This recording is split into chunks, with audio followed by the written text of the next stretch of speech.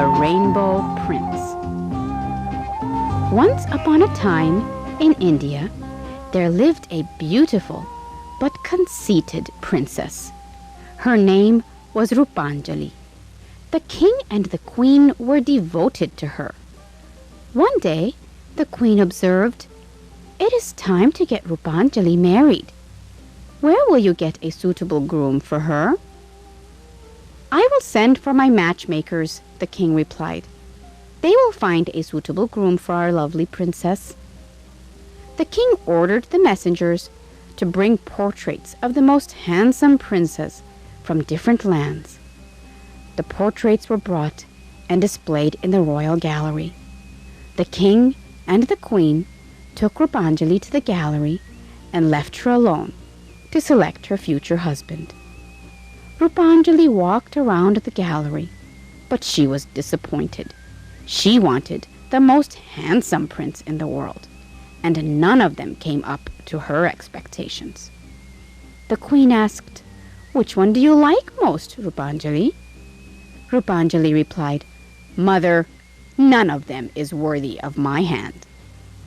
Then Rupanjali declared, "I want to marry the handsome prince of the Rainbow Land, and none else." But no one knew how to go to the Rainbow Land. One day, a stranger appeared in the city with a harp. He was handsome and sang most exquisitely. The stranger came straight to the court and said, "O king, I come from the Rainbow Land. Our handsome prince is looking for a beautiful bride, and I hear that your daughter wants to marry him." The king was very happy to hear this. He immediately got up from his throne to greet the stranger. "I am indeed excited, and I will be happy to get my daughter married to him." "Wait," the stranger interrupted. "Before you make your decision, I would like to share with you a secret. She may change her mind after hearing it." The stranger continued, "A long time ago, a witch came to our kingdom. She cast an evil spell on our prince. He lies unconscious, while his consciousness is trapped in a blood-red parrot. Our prince will not awake until the red parrot is found." The king was worried. "How can I get my only daughter married to a prince who may never wake up again?" The news reached Rupanjali, and she called for her father. She said, "Father, I will marry no one but the Rainbow Prince. He must be aroused from his sleep, so I must have the red parrot." "But my child, we do not know where we can find the red parrot." "I don't care," shouted the princess, stamping her foot impatiently. "Every single bird in the kingdom must be caught. I am certain to find the red parrot amongst them." The king was a kind-hearted man. He was shocked at his daughter's cruel words.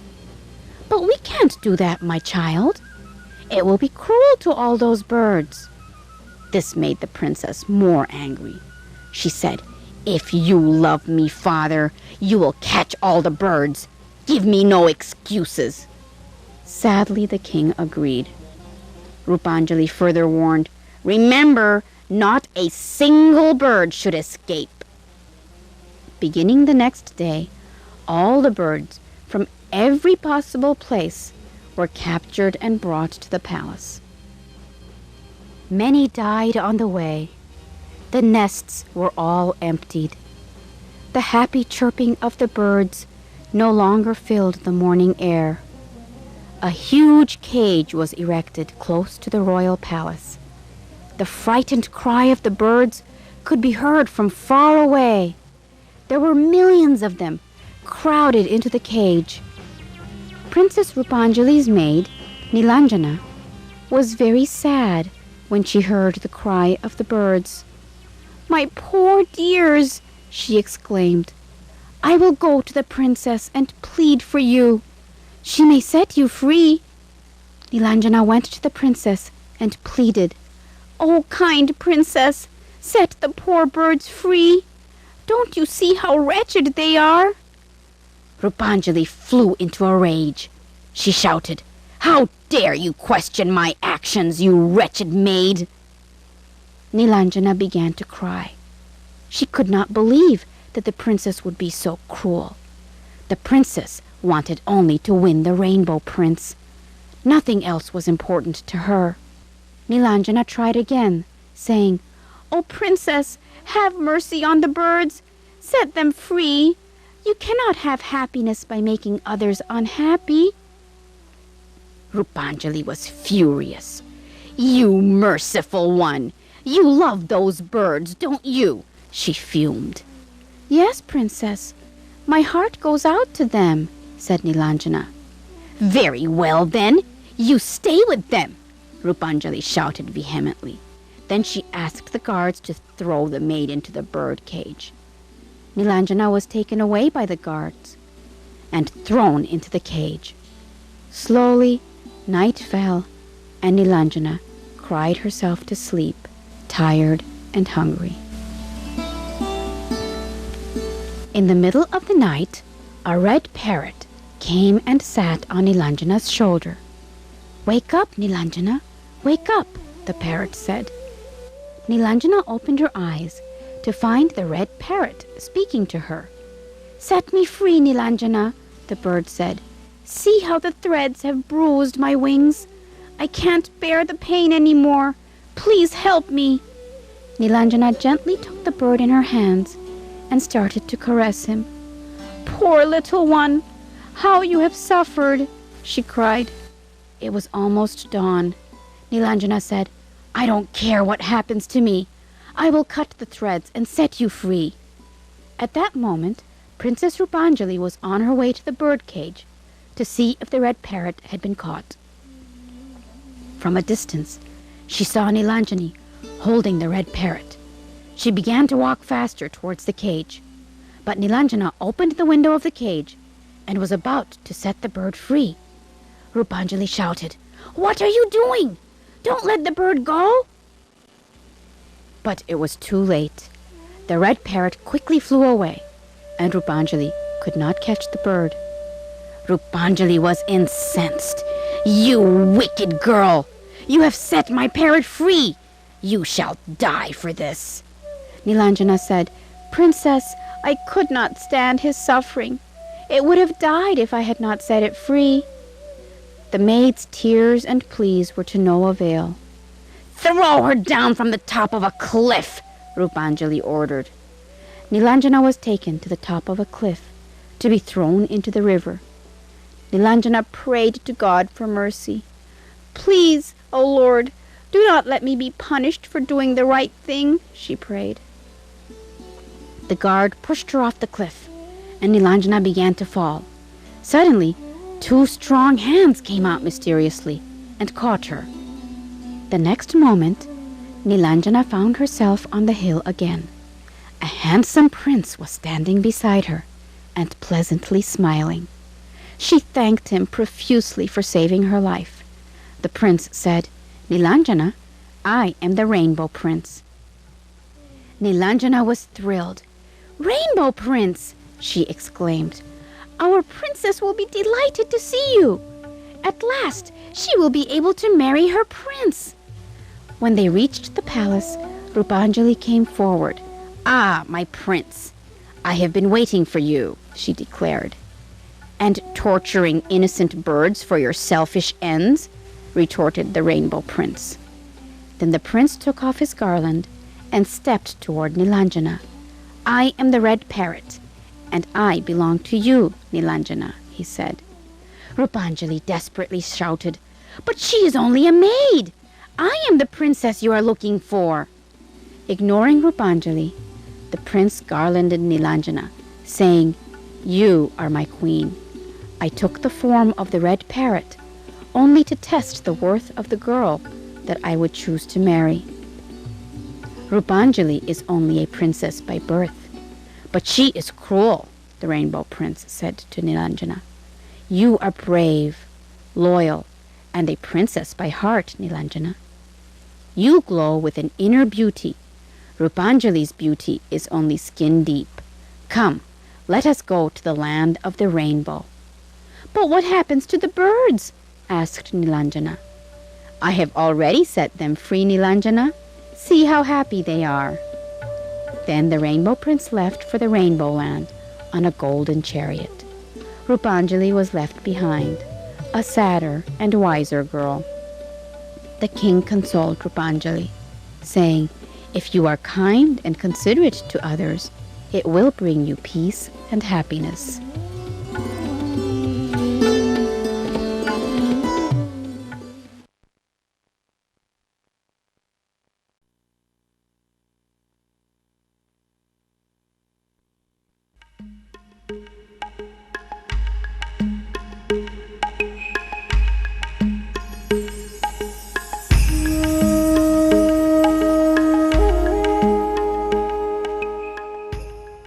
The Traveler and the Magical Tree. On a hot summer day, a traveler stopped under a shady tree and lay down on the bare ground to rest a while. Looking up at the sky, he wished he could be lying on a comfortable bed. He did not know that he was lying under a magical tree that made every thought come true. Lo, in no time, a bed appeared, and he was lying on it. This is perfect, the traveler thought. Now, all I need is a maiden to give me company in this lonely place. Poof! A beautiful young maiden immediately appeared before him. She sat next to him, fanning him for his pleasure. Wow! The traveler exclaimed, enjoying the cool breeze. The only thing that could make things any better would be to have some food and drink to enjoy with my lovely companion here. As soon as he thought this, a wonderful feast lay before him. The maiden served him the food and drink. Lying in bed, eating grapes that the maiden fed him, the traveler thought, This is the peak of happiness. Wouldn't it just be awful if it all disappeared and a tiger were to attack me instead? No sooner had he thought this than everything disappeared, replaced by a ferocious tiger. The man scurried up the tree, thinking to himself, If only I had been content with just the shade of this tree, I wouldn't be at the mercy of this beast.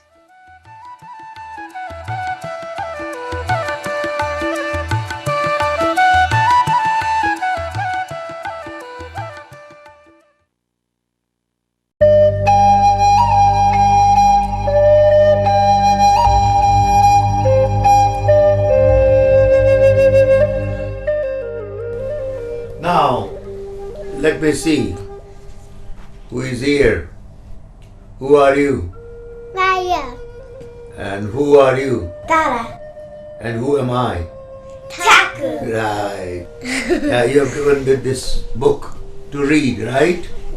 Folk Tales Retold by Shankar. Right? This is published by Children's Book Trust. Which story do you want to read? The Clever Calf. Okay, The Clever Calf, illustrated by Rebati Bhushan. Okay, let's start. This is the story of a calf called Luthia.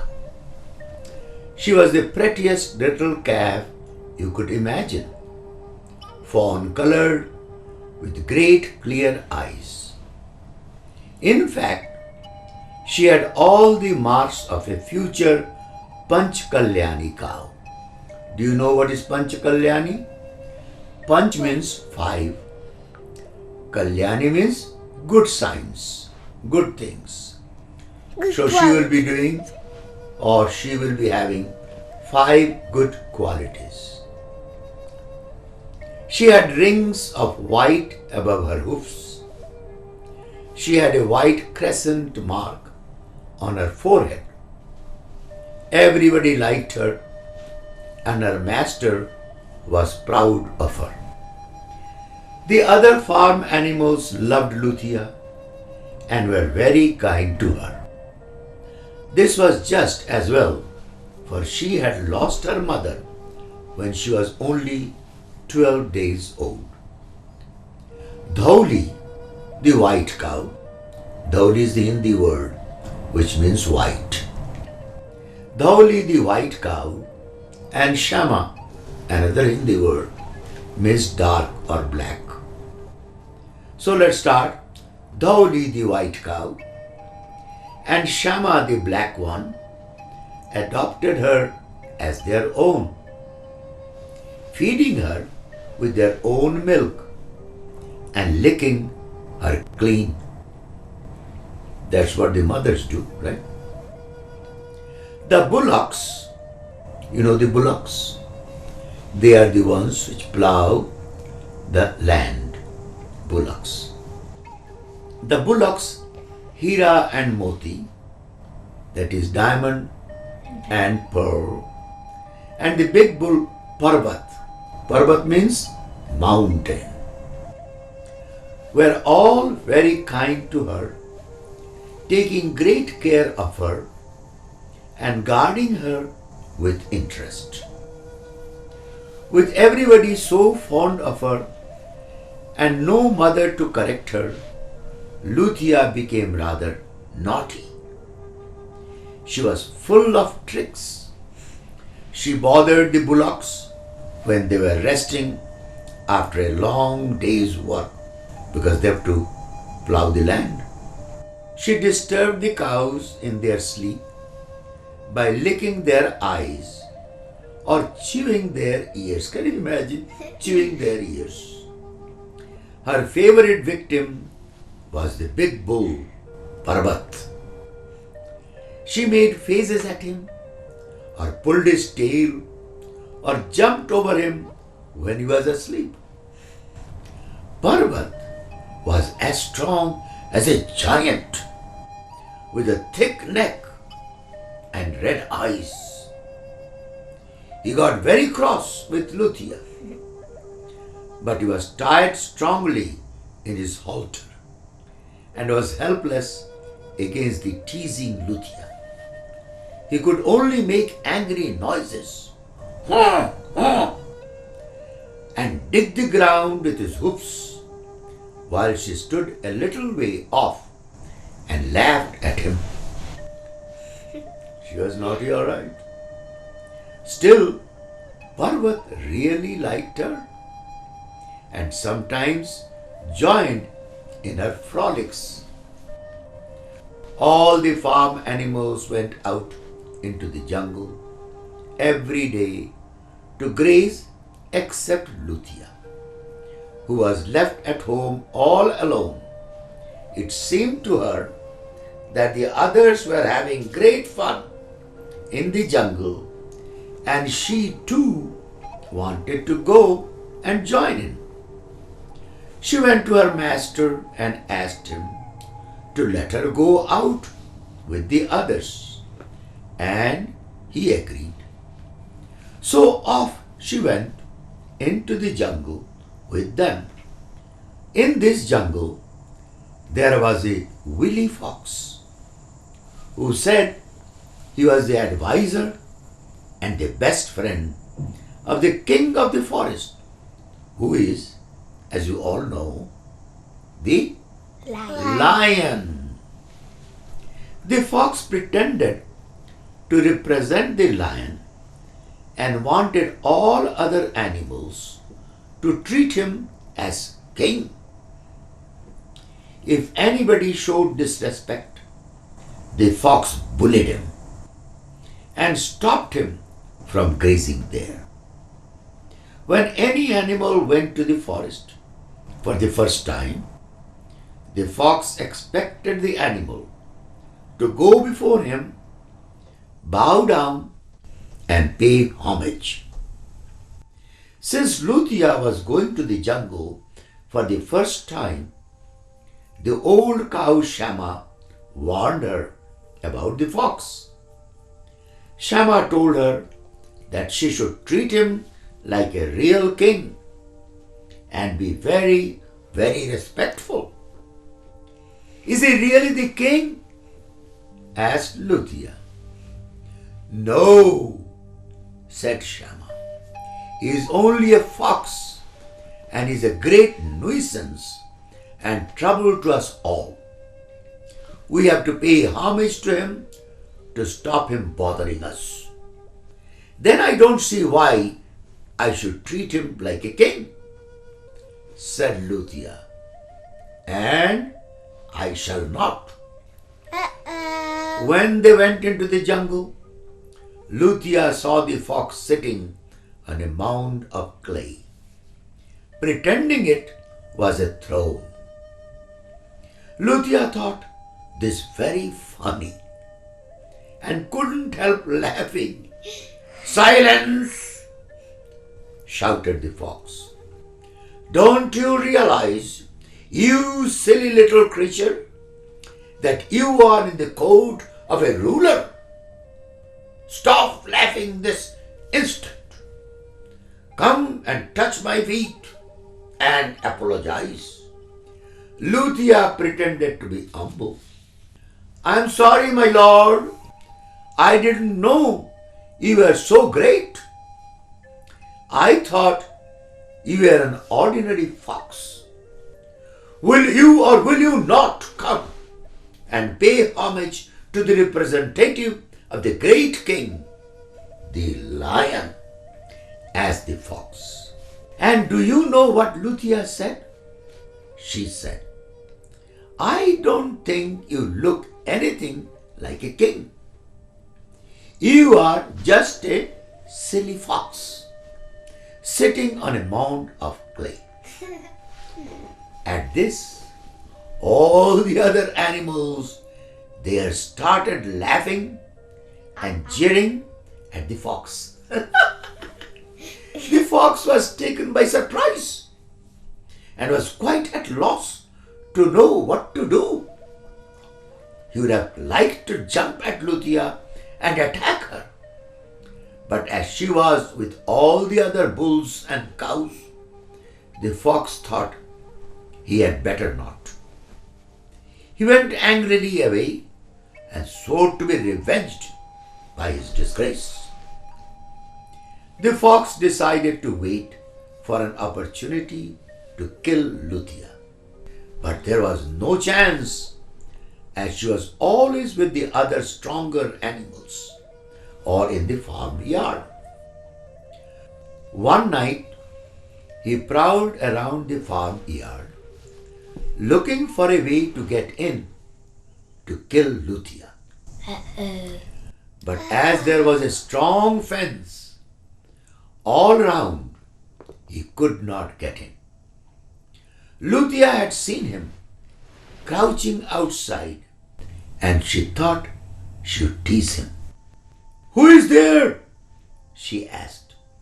Oh, I think it is an old cat, perhaps waiting for a rat. The fox was very angry at this, but there was nothing he could do.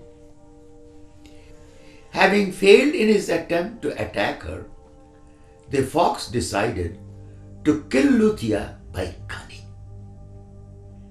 He decided to make friends with her and lure her out. He stood outside the farmyard one day and called out, Luthia, I admit you have won. I don't do any good by quarreling. Let us make it up and be friends. We could be good friends, you and I. How do I know I can trust you? Asked Luthia. How can anybody trust anybody else? Asked the fox. We must show our love by trusting each other. See how cunning he is? Give me a little time to think it over, said Luthia. The fox said he would come back to know her decision and went away. But clever Luthia knew the fox was only trying to find another way to attack her. Going to Parbat, the strong bull, she said. What a pity that such a strong friend as you can't help me against a little fox. What can I do? Asked Parbat. The fox is light-footed and clever and would never come near me. I think you are afraid of the fox, said Luthia, trying to irritate him. And I think the fox is more powerful than you. No, roared the bull. No, I am not afraid. Just let him get near me, and I will show you what I will do to him. All right, said Luthia, after thinking a minute. I will get the fox near you, but I hope you will not be frightened and run away. No, I won't run away. I will tear him to pieces, he said. So when the fox came back the next night, Luthia said, I think you really mean well now. So let us be friends. Oh, that is sweet, little Luthia, said the fox. Come out and have a chat. Not so soon, she said.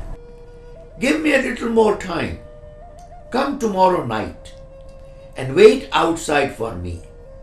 I will arrange for the gate to be kept open. You just sit under that tree with your back to me and keep your eyes shut.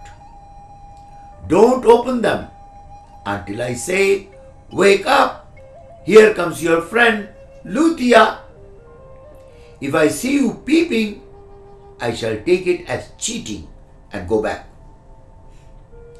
The fox agreed to do as she wanted and promised to come back the next night. Then Luthia told Parbat of her plan to get the fox wait for her with his eyes closed. Next night, the fox came and sat under the tree, waiting for Luthia to come. Wake up, here comes your friend Luthia, said Luthia. And the fox heard the sound of hoofs approaching. He thought he would soon have Luthia at his mercy and was delighted. But it was Parbat who was coming up behind him. The fox heard heavy footsteps and scenting danger, he looked round, but too late. Parbat rushed forward and charged, tossing the fox way up into the air. Then he came down, prunk. He fell heavily and lay there a long time. Before daybreak, he got up and limped away into the jungle. But after some time, he was ashamed even to stay in that jungle and left for a place far, far away. And all the animals rejoiced that the wily fox had been driven away from the jungle by the clever Luthia. That's the end of this story.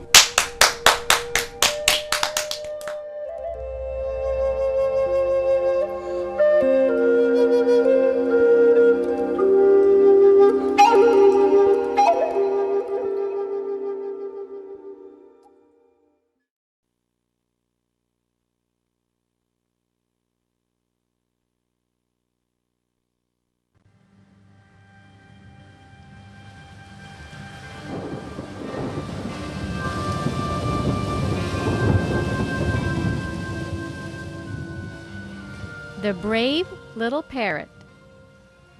Once a little parrot lived in a green forest. One day, dark clouds gathered. Lightning flashed. Thunder crashed.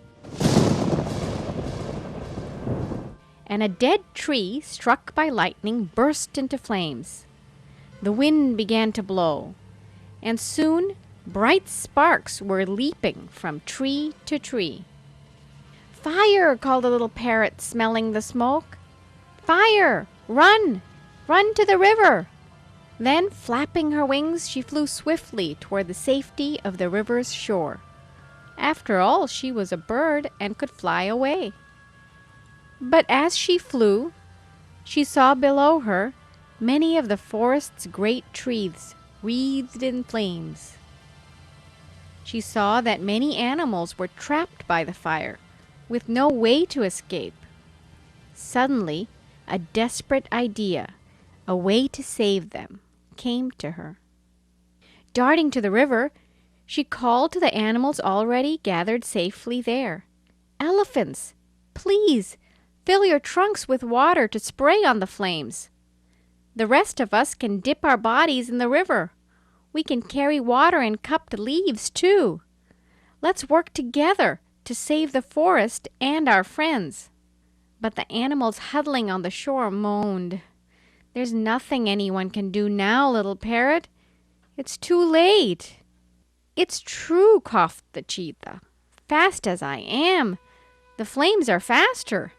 "And powerful as we are," trumpeted the elephants, "we can't charge through flames." "It's hopeless," the animals agreed. But the little parrot saw a way. After soaking her feathers in the cool water and filling a cupped leaf, she flew back over the burning forest. Flames leaped at her. Fierce heat struck and thick smoke coiled. Walls of fire shot up, now on one side, now on the other. But twisting and turning through the mad maze of fire, the little parrot flew bravely on. At last, over the heart of the burning forest, the little parrot shook her wings. The few drops of water that still clung to her feathers tumbled like jewels down into the flames. She poured the water from her leaf cup. The drops vanished instantly with a hiss. Then the little parrot flew back to the river. Once more she dipped her body and wings in the cool water and filled another leaf cup. "Stay with us, little parrot," pleaded the gentle deer. "Don't go back into the fire." "Yes, stay," roared the mighty tiger. "A few drops of water can't save a burning forest." "It's too late," cried all the animals. "Be safe here with us." "But it might just be possible," panted the little parrot. "So I'll try." And once again she flew over the burning forest, shook her wings, and let those few glittering drops of water fall. Back and forth the little parrot flew, from river to the forest, from the forest to the river. Her eyes burned red as coals. Her feathers were charred. Her claws cracked. She coughed and choked. But still the little parrot flew on. Now at this time some carefree goddesses and gods happened to drift by high overhead. They were laughing and talking in their palace of sunlit clouds. They were eating honeyed foods and sipping sweet wines. One of the gods happened to notice the little parrot flying far below. "Look," he called, "just look at that foolish bird trying to put out a forest fire with a few sprinkles of water." "Ridiculous," snorted one. "Impossible," laughed another. "Can't she see it won't work?" exclaimed the first god. And putting down his golden bowl and silver cup, the god took the shape of a golden eagle. Flapping his broad wings once, twice, 3 times, he dove down, down, down toward the little parrot. As the little parrot again flew towards the forest's fiery heart, the eagle appeared by her side. "Go back, little bird," he said in a majestic voice. "A few drops of water can't save a forest. Stop now and save yourself before it is too late." But the little parrot didn't turn back. "Great eagle," she coughed, "time is running out, so I don't need advice. I just need help. and on she flew. The great eagle was amazed, for each instant the heat grew fiercer. He flapped his wings and rose up, up into the cooler air high above. Far below him now he saw the little parrot flying bravely on. Just above him the other gods and goddesses were laughing and talking, eating and drinking as the forest burned. Then, for the first time in all his endless life, that god felt ashamed. "We are gods after all," he exclaimed. "We should do something." And all at once the great eagle began to weep. Tears fell from his eyes, fell in torrents, sheet after sheet, like cooling rain, upon the fire, upon the forest, upon the animals, and upon the little parrot. And what was this? Wherever those tears fell, the flames went out. Glistening tears dripped from burned branches and soaked into scorched earth. The forest became quiet and still. Then, wherever those tears touched, new life burst forth. Green grass pushed up among still glowing cinders. Blossoms opened. Leaves unfurled. New feathers now grew on the little parrot, too. Feathers red as flame, green as leaves, yellow as sunlight, and blue as a river. Such perfect colors. Such a pretty bird. "The fire is out!" called the little parrot in her joy. "Look! The danger is past!" The animals looked at one another in amazement. Washed by those tears, they were whole and well again. Not one was harmed. "Hooray!" cried the animals. "Hooray for the brave little parrot and the miraculous rain!" Overhead, in the clear blue sky, their friend the little parrot was looping and soaring in delight. She had done all she could, and somehow it had saved them. The Brave Little Parrot is a retelling of a traditional Jataka tale from India, one of the stories about Buddha's past lives. Such stories are immensely popular throughout Asia and have been told and retold and painted, carved, and dramatized for 2,500 years. In our time, the tale of the brave little parrot brings precious drops of water to our imaginations. Do the little things that come from your heart, it says, and everything might change in ways no one could imagine.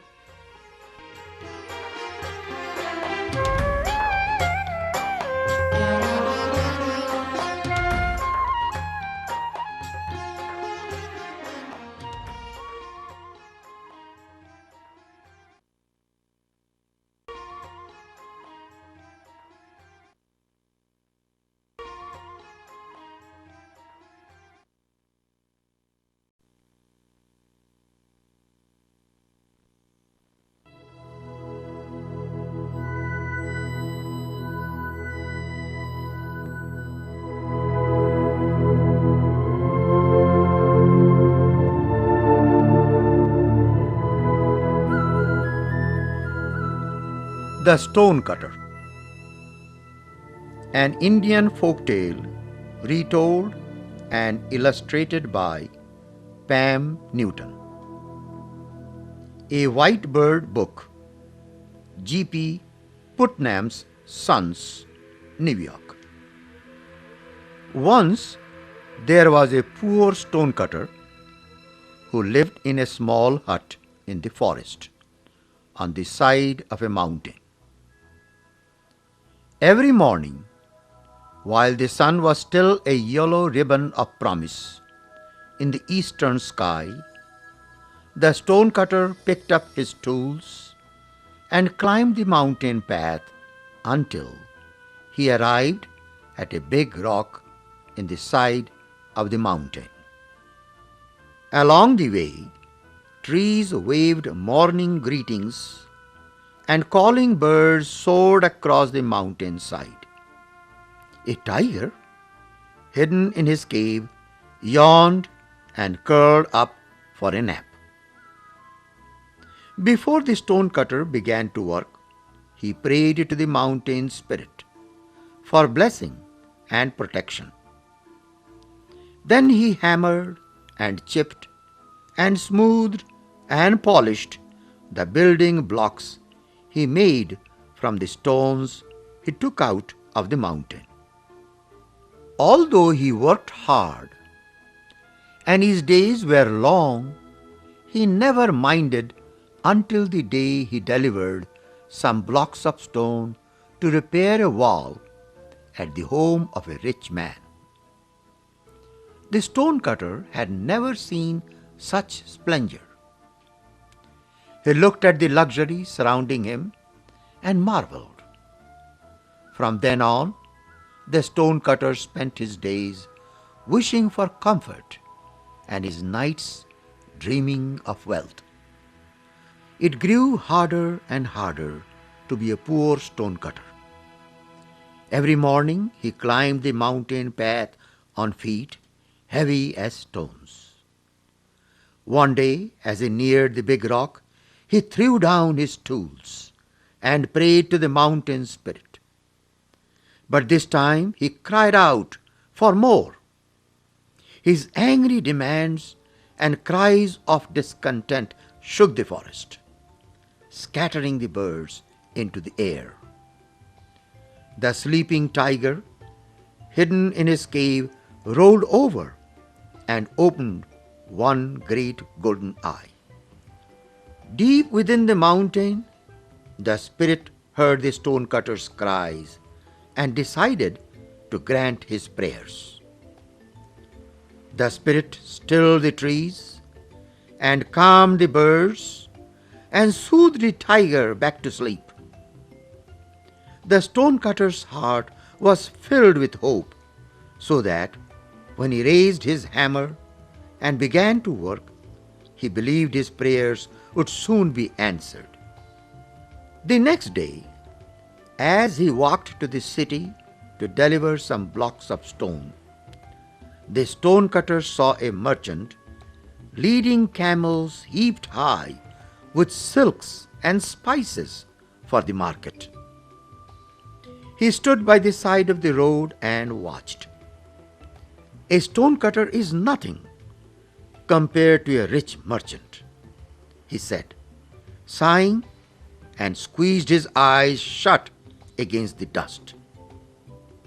If only I were a rich merchant, he cried, as he covered his ears to keep out the shouts of the camel drivers. Then I could be truly happy. Far away inside the mountain, the spirit heard his wish and made it true. When the stonecutter opened his eyes, his blocks of stone had disappeared, and in their place stood all the wealth of a merchant.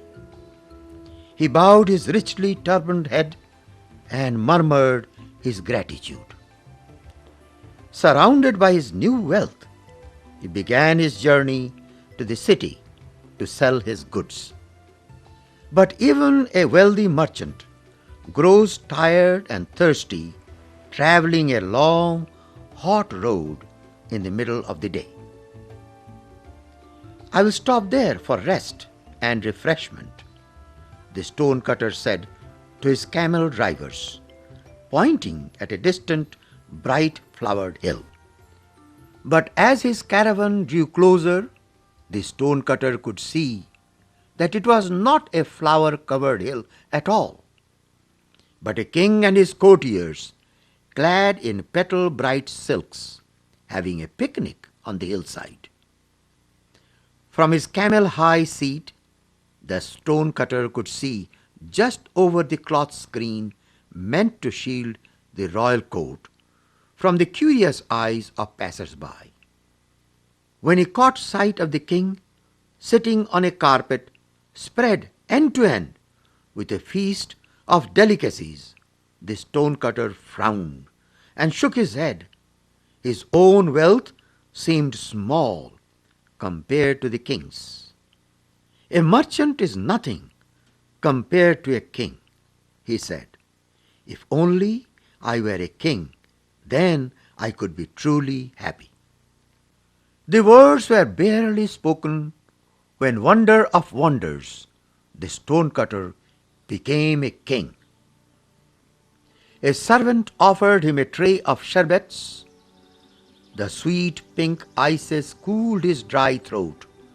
Perfumed courtiers hovered like butterflies, filling the air with the scent of roses and sandalwood. The stonecutter kicked off his slippers and settled into his cushions, nibbling first from one tray of delights and then another. Though his every desire was fulfilled, the afternoon sun burned down on the hillside, and the stonecutter began to feel hot. His beard glistened with sweat, and his skin blistered and itched. Shielding his eyes with his hand, the stonecutter tried to look heavenward. High above, the sun blazed powerful and brilliant, too great for even a king to gaze upon. I was wrong, moaned the stonecutter, wiping his brow with a silk scarf. A king is nothing compared to the sun. If only I were the sun, then I could be truly happy. His wish spoken. The stonecutter at once became the scorching sun, whirling red hot across the heavens and dazzling the world with his fiery strength. Now there is nothing more glorious than I am, he declared, seeing each flower's face turn to him and every tree reach up to embrace him. Even a powerful king cannot stop me from burning his skin, declared the stonecutter, as his 1,000 wheeling arms searched the earth for a king. Just then, a small cloud drifted across the sky and passed between the sun and the earth. The stonecutter cried out, for his face was hidden from the earth. He was utterly powerless.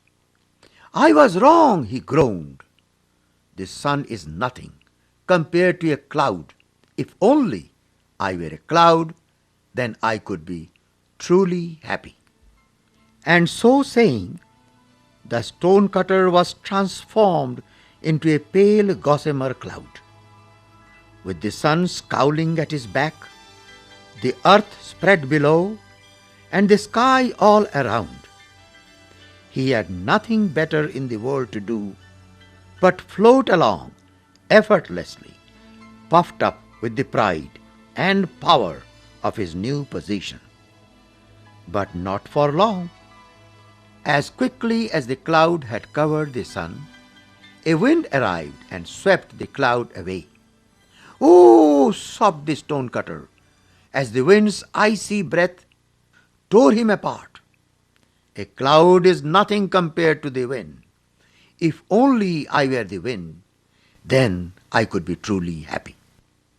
At once the stonecutter became the wind, tossing the clouds across the sky as he rushed to earth. Whee! He blew over the ocean, making waves. Whirr! He rolled across the fields, bending flowers and grasses. Whoosh! He rustled through the trees, snapping branches. Everywhere the stonecutter went, he made a great commotion until he met a mountain. Although he blustered and raged and blew, he could not move it, not even a little.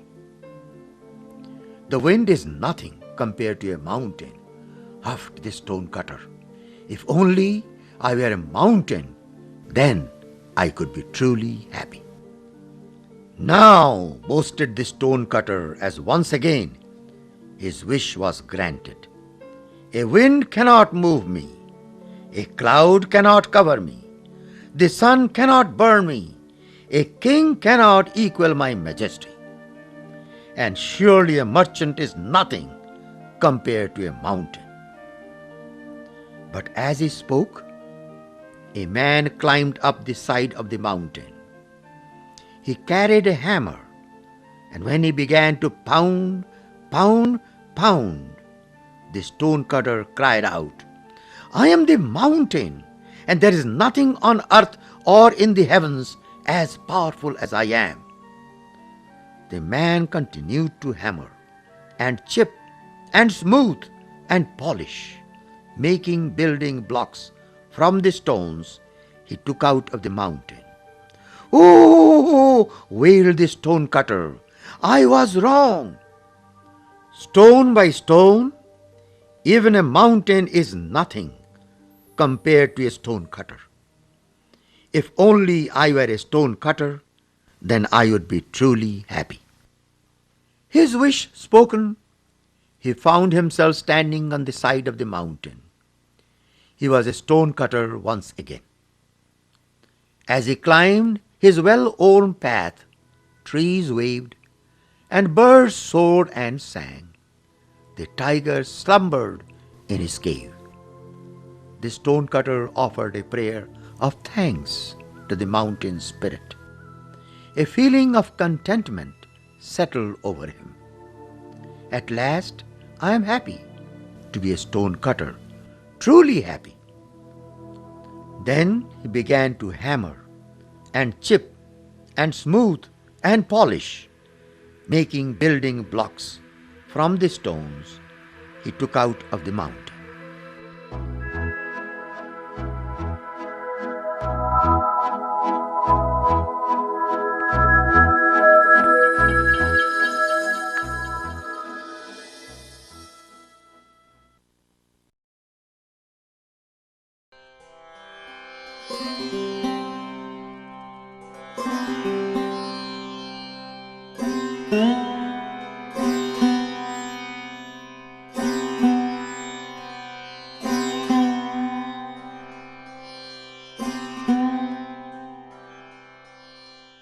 The Trifling Loss.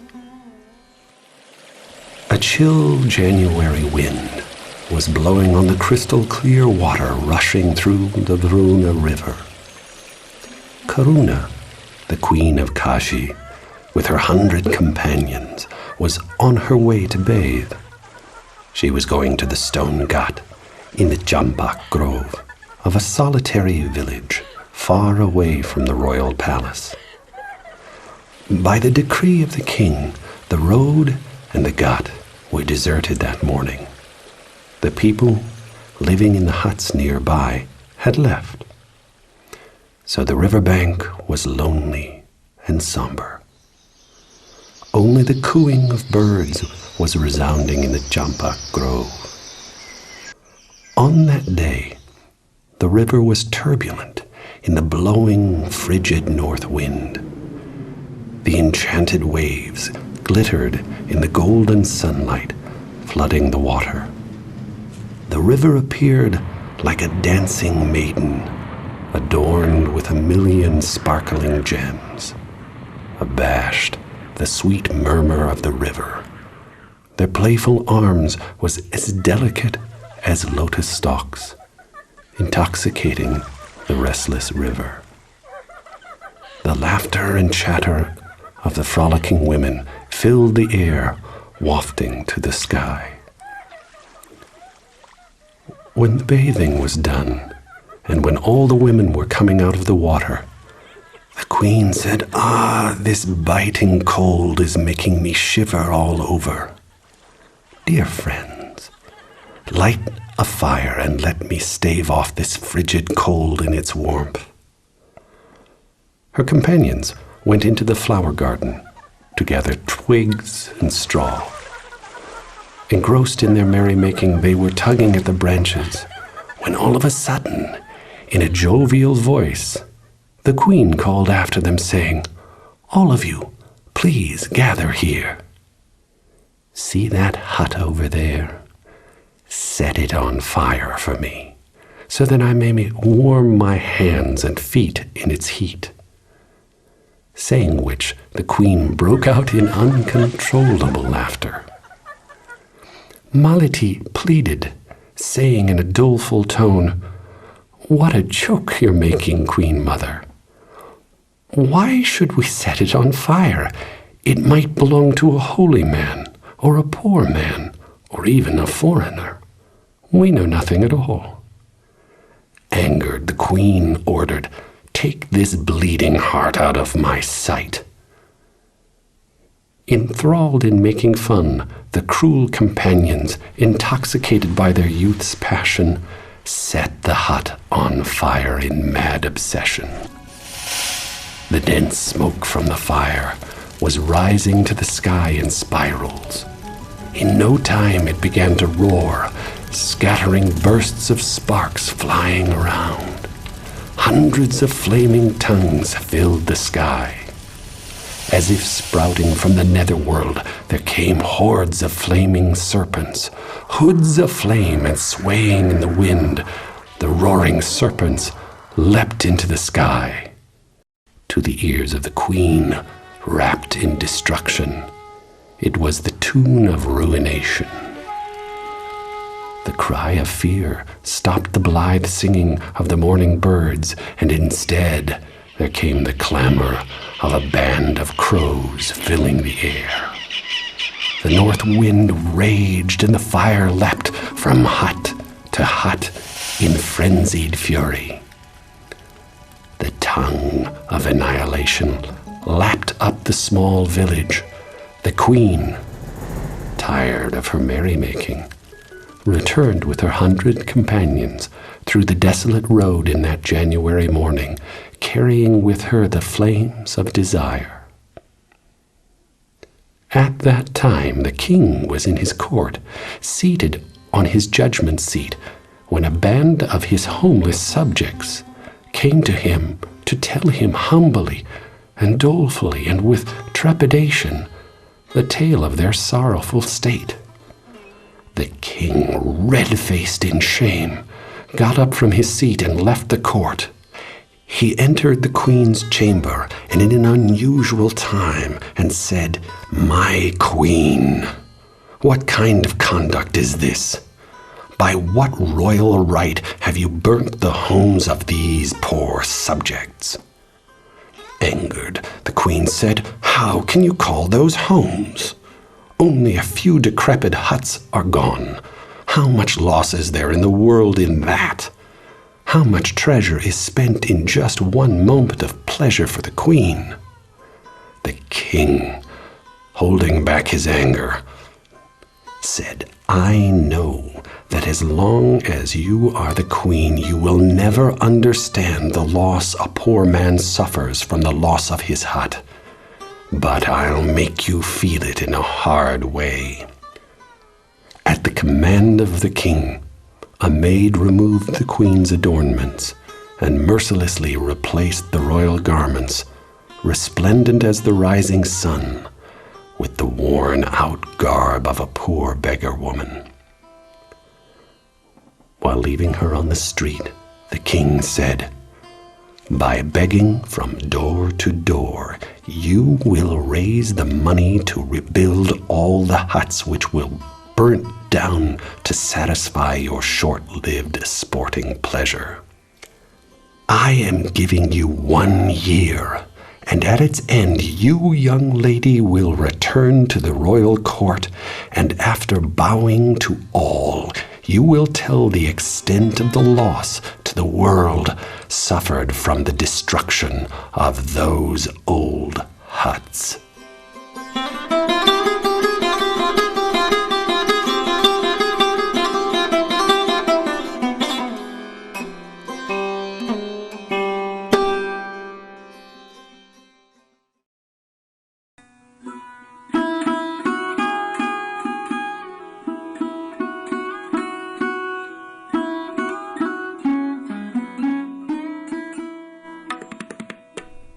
Bhambal Das, the uncle of lion, a folklore from Bangladesh. This funny story brings to light the old saying, "Wit is mightier than brawn." We recommend this book to all children, and we are using it for our distant education in the summer program. Long, long ago, there was a farmer in Bengal. He had a goat. The goat was very old, with a long beard, and gathered lot of experience like old men with beard. He used to eat grass and leaves in the forest every day from morning till dusk. He came home before the sunset. Due to overeating, sometimes he used to feel drowsy. And due to drowsiness, sometimes he used to fall asleep. When he could not sleep, he would nod his head and wave his tail and sing, ba ba ba ba ba ba. Sometimes, when he was especially happy, he would change his tune and dance on his two legs. After eating, sleeping, dancing, and singing, he would come back to the house of the farmer each day before the sunset. But one day, he saw some sweet grass in another part of the forest. He was so pleased that he ate as much as he could, and due to overeating, he felt drowsy. And due to drowsiness, he felt sleepy. When he slept, he snored. Grrrrat, grrrrat, grrrrat. When the old goat woke up, it was almost night, and the forest looked dark with shadows of the high trees. "Which way is home?" he said in a puzzled voice. "What should I do?" He was angry and cross with himself. He tried to find out a way out of the forest, but due to old age, his eyesight was bad, and due to bad eyesight, he could not see in the dark. Just at that moment, he heard a roar and then a growling in the forest. The whole forest trembled with a sound like the earthquake. The forest was full of ferocious lions and tigers and bears and other wild animals. Fortunately, the old goat saw a cave on the side of a hill nearby. He crept into the cave and repeated his prayers 100 times over. But that cave was the home of a tiger. After a while, the tiger came home, and there was the bearded white fellow in his cave. But the tiger was old too, and he could not see very well. He shouted, "Who are you in my home?" The goat began to shake. He thought that death was near, but he could still play tricks, for he said to himself, "Fortune favors the brave, and there is a saying, wit is mightier than strength." The tiger shouted again angrily, "Who is in my home? Answer quickly, or..." The goat replied in a heavy voice, "I am the uncle of lion. My name is Bumble Das. With 50 tigers every day, I eat my breakfast." When the tiger heard that, The uncle of lion, the king of the forest, is in his cave, whose name is Bumble Das, and who finishes his breakfast with the meat of 50 tigers. He took to his heels. He ran through the forest, crashing trees and crying, "Ba ba ba boss!" He is the uncle of lion, and his food is 50 tigers in the morning. Just when the tiger was running out of breath, a monkey saw him and asked, "Revered uncle, what is the matter? Why are you running like a child?" The tiger called out, still running, "What shall I say, my nephew? There is a Bumble Das. He is the uncle of lion, and he takes his breakfast. Now he is out of breath." The monkey gave him water to drink. He was too tired to run anymore. After a while, he began telling the monkey about Bumble Das that was living in his home. Moreover, he says he is the uncle of lion, and he eats 50 tigers as his breakfast. The monkey could not believe the tiger. "There is something wrong," he said. "Let us go home together and see." But the tiger shook his head to say no. After some persuasion, and with the monkey leading, he started for the cave. At the first sight of the monkey and the tiger, that goat's heart beat fast. He was frightened, and he thought death was near. But he still had tricks, and he said to himself, "While there is life, there is hope." The monkey called out loudly, "Who is in the cave of the tiger? Answer quickly." The goat replied in a harsh voice, "Monkey, you are bad. I will eat you now. I told you to bring me 10 tigers for my supper, but now, after all this time, you bring me only one." When the tiger heard this, he thought, the monkey had made plans with Bumble Das, the uncle of lion, and deceived me. He ran away fast, crushing trees and threatening the monkey that he would teach him a lesson one day. But now the night was over, and morning dawned at last. The old goat started for the home of the farmer, nodding his head smilingly and swinging his tail merrily and singing his song. Ta ta ta ta ta ta tas. I am Mr. Bumble Das. Do do do do do do dings. Wit is mightier than all things.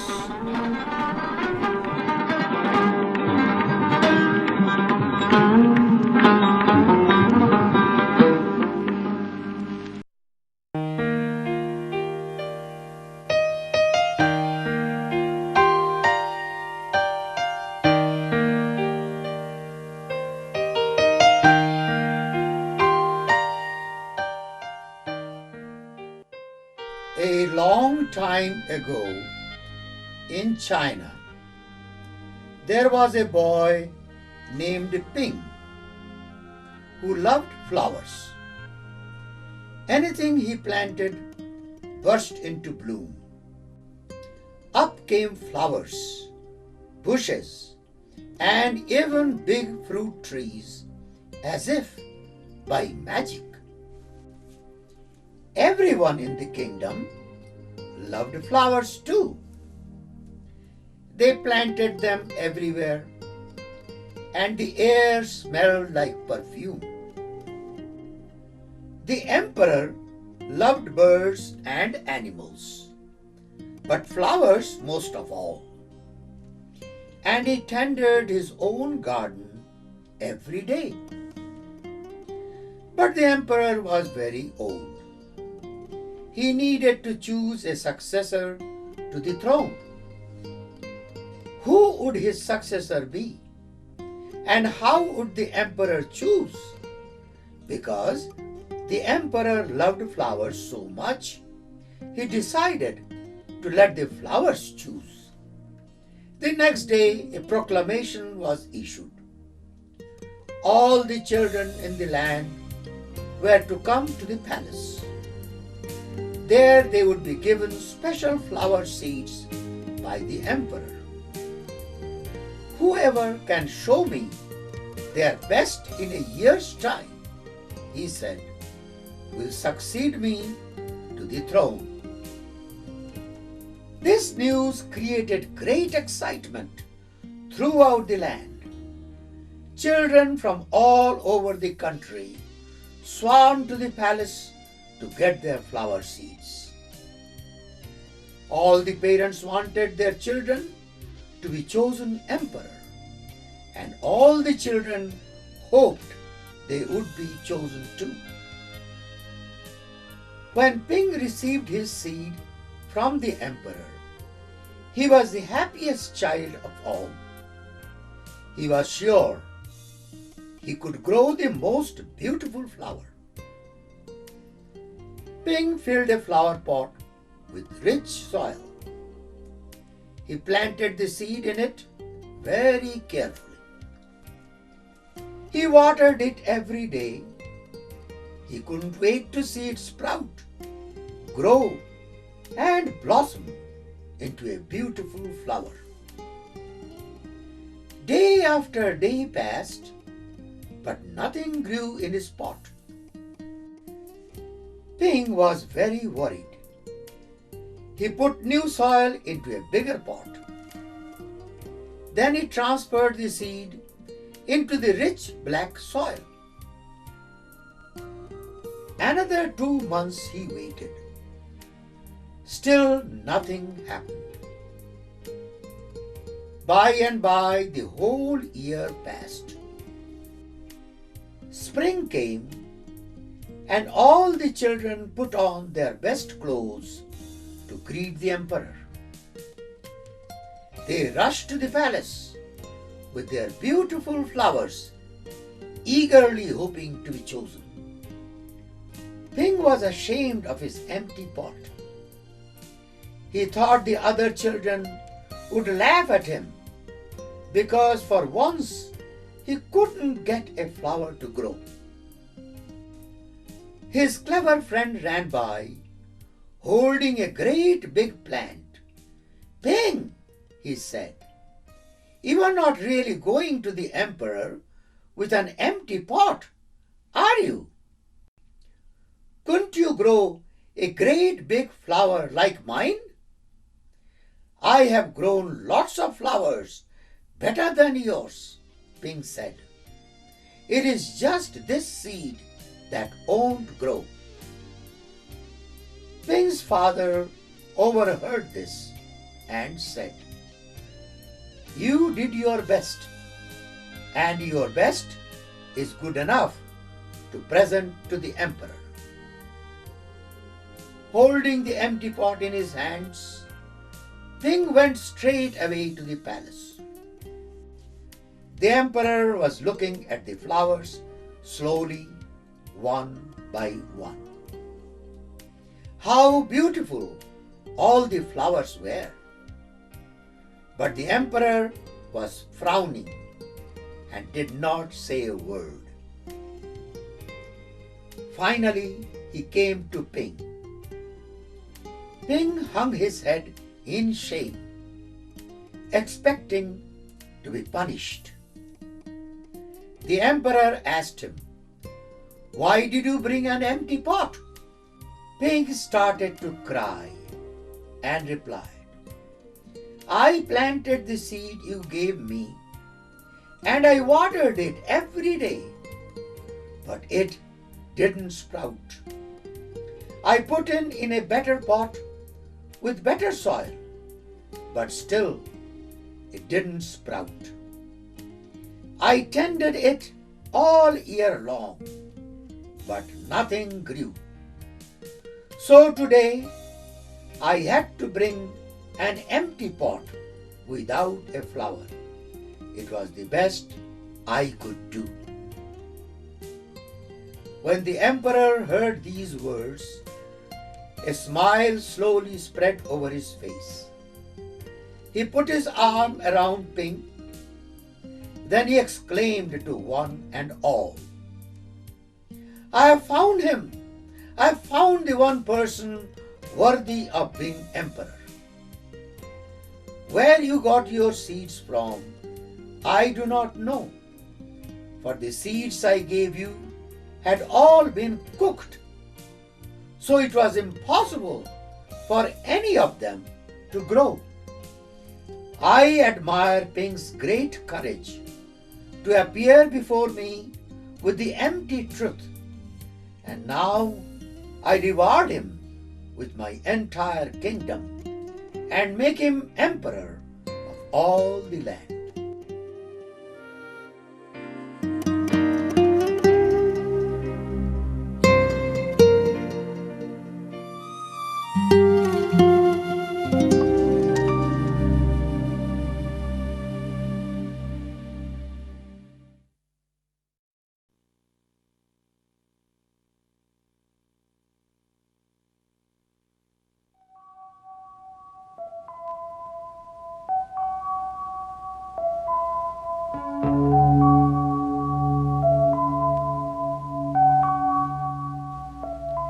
The Golden Deer.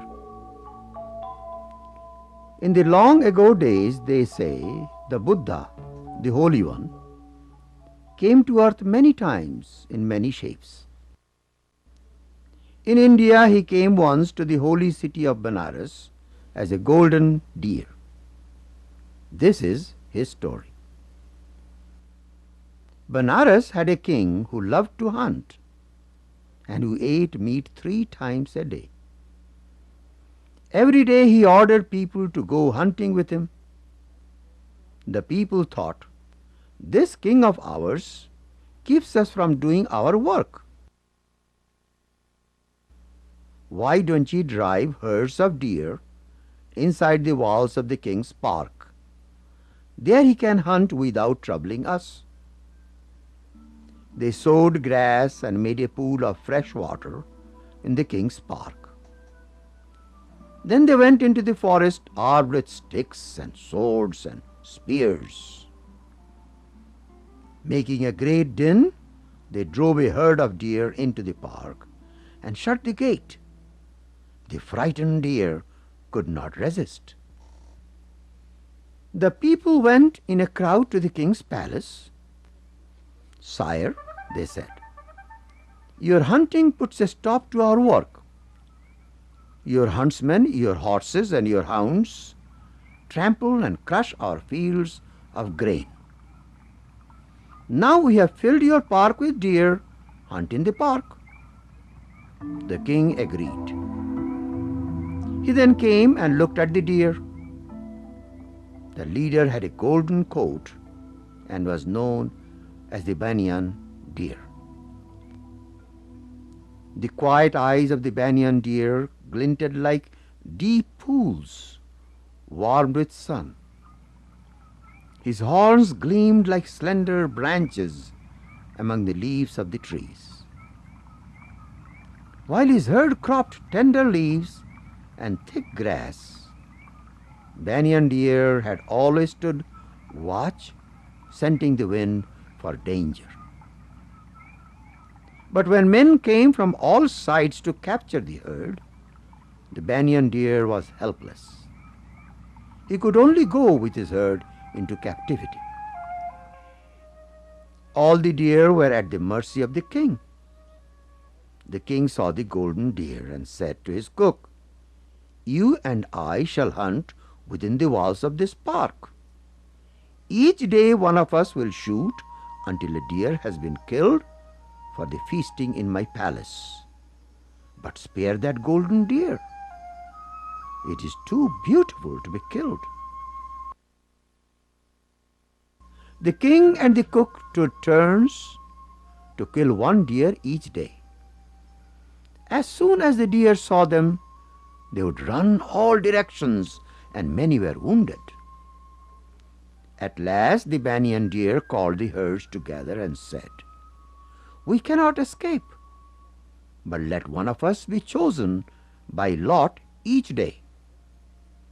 That one shall go alone to die, so that the others will be spared many wounds."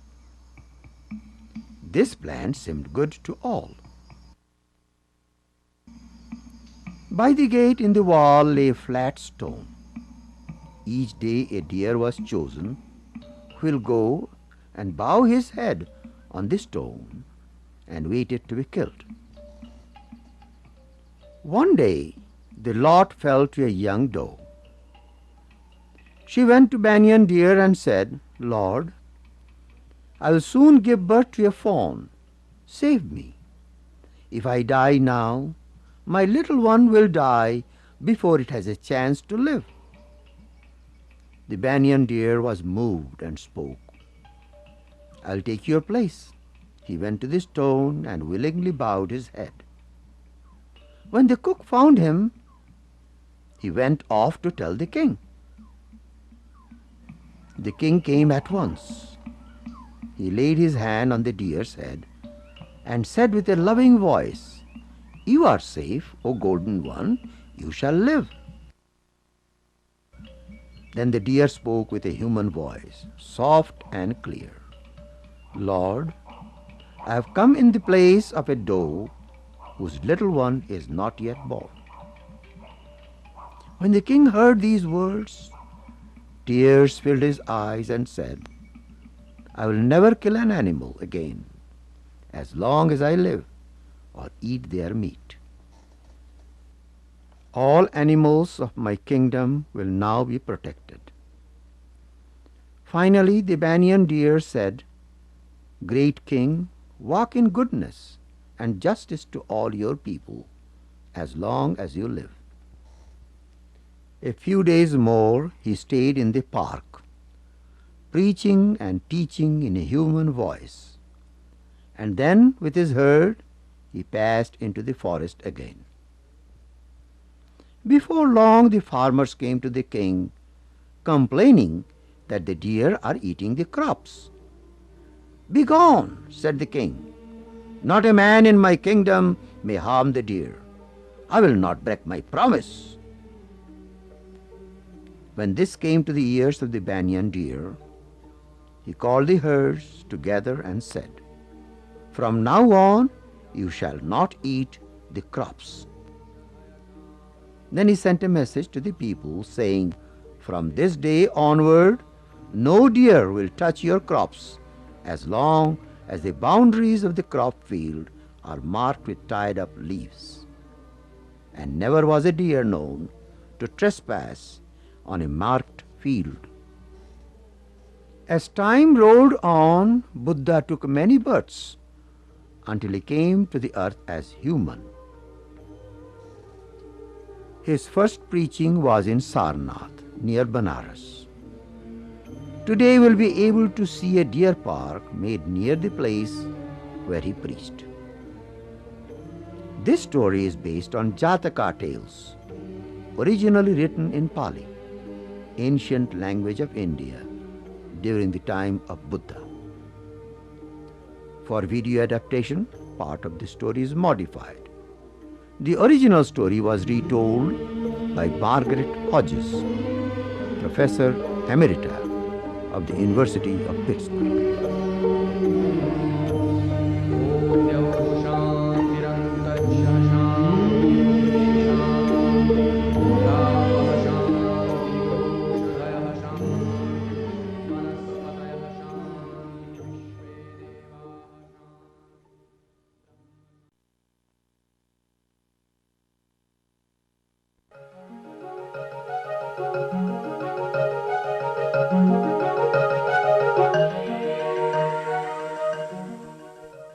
The Learned Pandit.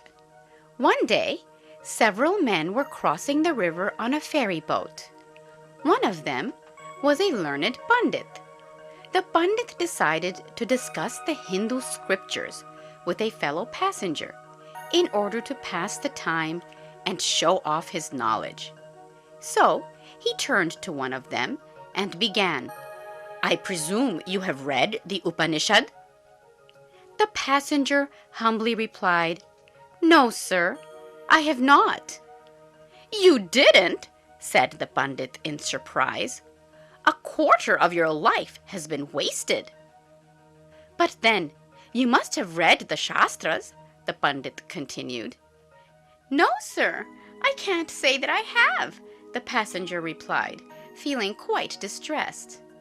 "Well then, half of your life is wasted," said the Pandit arrogantly. "What about the 6 systems of Hindu philosophy?" asked the Pandit, in a final effort to begin an intellectual discourse.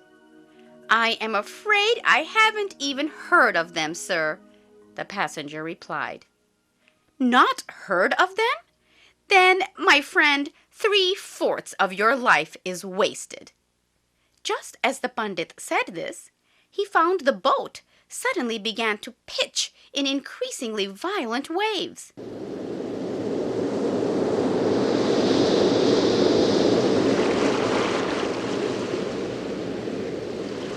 "There is a storm, and I cannot control the boat," the boatman shouted.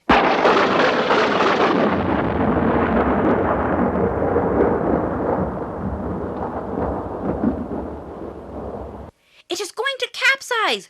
Jump overboard and swim to the shore!" The Pandit looked terrified. "Don't you know how to swim?" the fellow passenger asked. "No, I never learned swimming," the Pandit moaned. "You never learned swimming? Then your whole life is gone, Panditji," the passenger replied smugly as he jumped out of the sinking boat. So, knowledge derived from books is not enough. One must acquire practical learning too.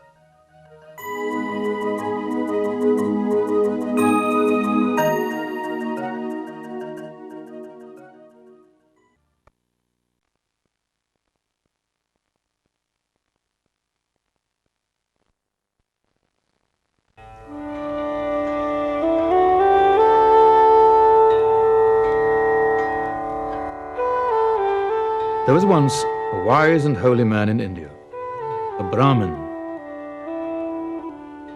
He was a good man who always acquired merit by performing helpful deeds for the people of his village. When a beggar asked for food, the Brahmin gave food to the poor wretch. When 2 men quarreled, the Brahmin made peace.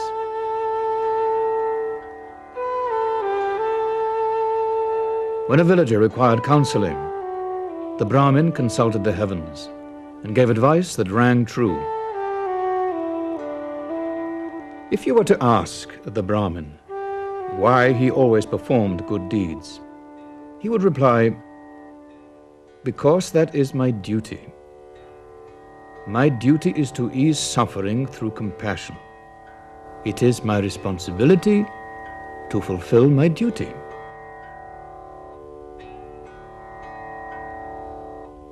The Brahmin was a most remarkable fellow, bringing goodness and wisdom wherever he went.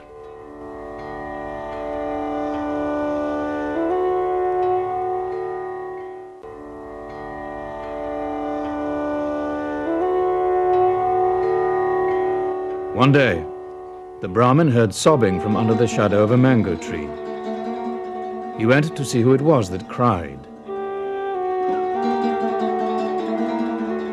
The Brahmin was astonished to discover a tiger trapped in a cage. The tiger wailed in the presence of the Brahmin. "Oh, help me, Holy One. Please let me out of the cage, Brahmin Bapu. If you don't, I shall be killed and skinned for some sahib's rug." Now, the tiger's request presented a most curious problem for the Brahmin. You see, according to his holy scriptures, it was his duty to practice charity to all things, great and small. But If he freed the tiger from the cage, the Brahmin might very well become the tiger's dinner. "Tiger," said the Brahmin, "I would very much like to help thee. However, if I do such a thing, I'm liable to be eaten. All of India knows that the tiger has a most voracious appetite." "I give you assurances," cried the tiger. "I shan't eat you if you let me out of the cage. I shall repay your kindness with gratitude. I swear to Vishnu that I won't eat you."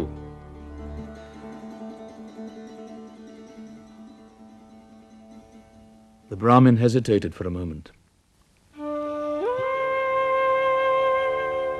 "Tiger appears most righteous," thought the Brahmin.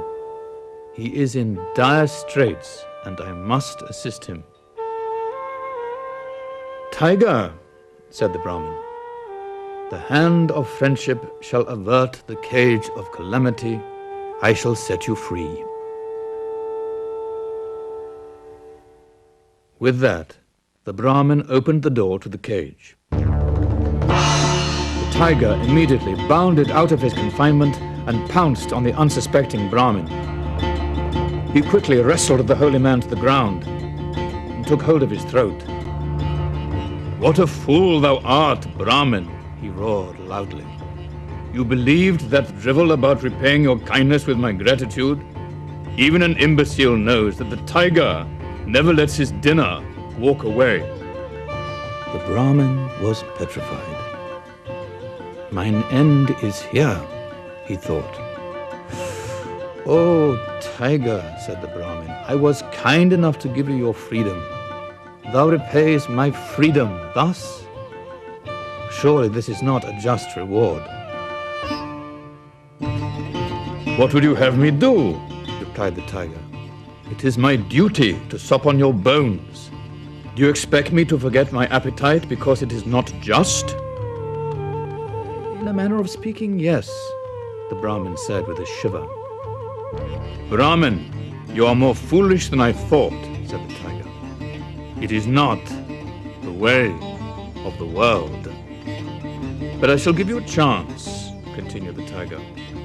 "Go from here and ask the first 3 things you meet what I should do with you.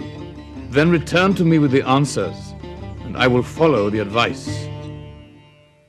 So the tiger set the Brahmin free.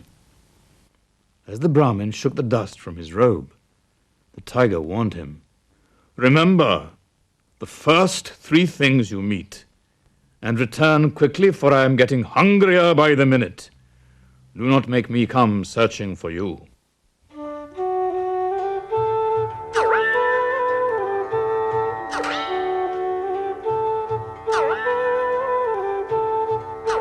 Now the Brahmin was certain that his good deed would not end in his being eaten.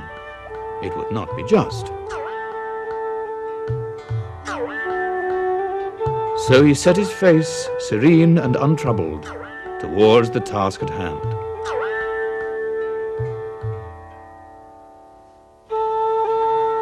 The first thing he met was an elephant.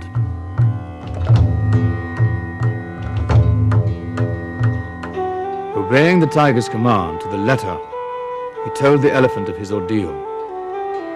"I heard the tiger wailing under the mango tree, and he asked me to free him. He promised me that he would not eat me, but when I freed him, he wanted to eat me." "Tell me then," asked the Brahmin, "dost thou think the tiger ought to eat me?" "Since I was a calf, my master has bound me with this iron ring around my leg," said the elephant.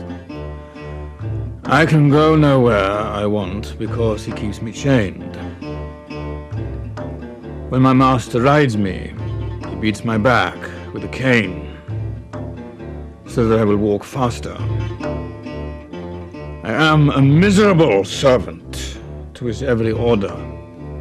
I am sorry for your servitude, elephant," said the Brahmin. "However, my question was, what dost thou think the tiger should do with me?" "Is it not plain to you what I think?" said the elephant. We must obey the orders of our masters. The tiger is your master. Face your fate and be eaten.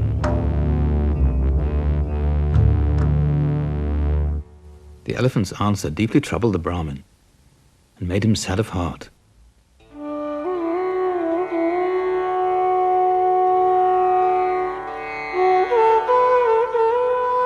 Surely pity and compassion must exist in this world, said the Brahmin. So he continued to walk.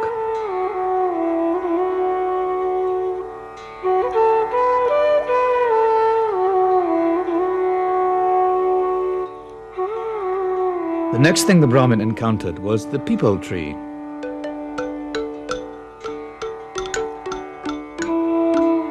The Brahmin told the peepal tree his story. Tell me, asked the Brahmin, dost thou think the tiger ought to eat me? What have you to complain about, Brahmin? Replied the peepal tree. I give shade and shelter to everyone who passes by, and what kind of gratitude do they show me? They tear down my branches to feed their cattle.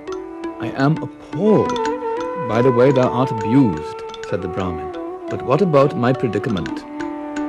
Don't whimper, admonished the peepal tree. Be a man. Go back to the tiger. The world is a cruel place.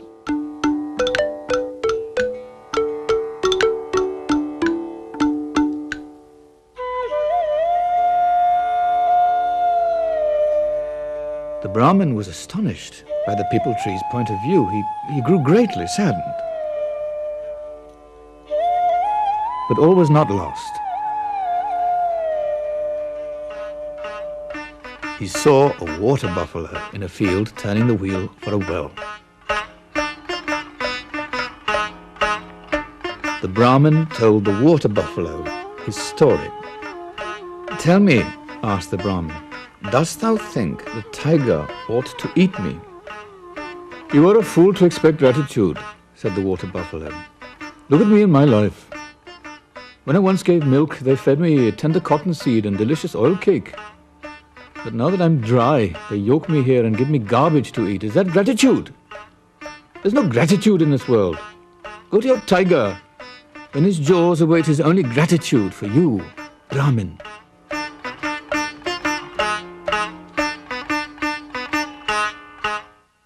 The Brahmin left the water buffalo and began his journey back to the tiger.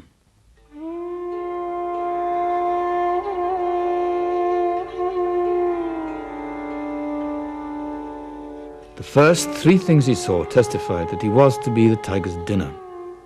His fate had been decided.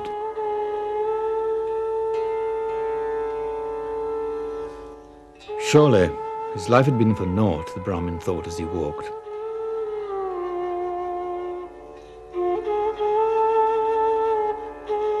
He had spent his many years doing good turns for the people in his village, bestowing charity on all things great and small. He studied the holy books of India and extracted meaning. What a fool he had been to think that he was a wise man and understood the ways of the world.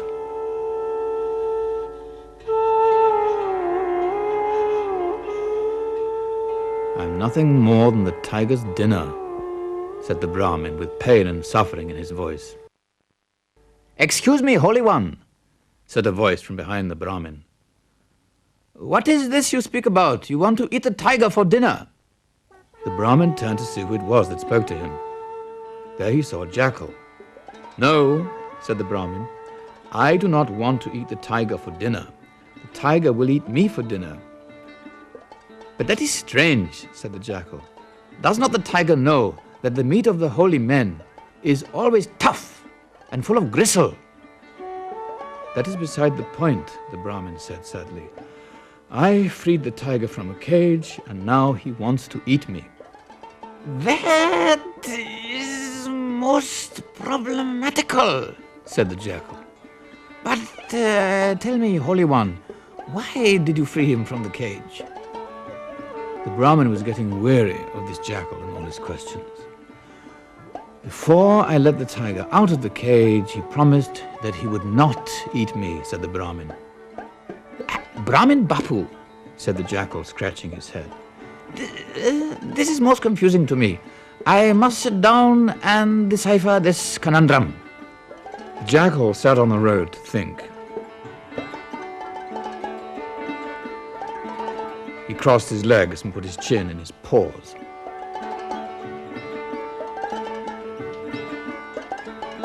He grew deep in thought. Suddenly, a look of confusion overcame the jackal's face. Pardon me, Holy One, said the jackal. This is quite perplexing. Would you mind explaining it to me once again?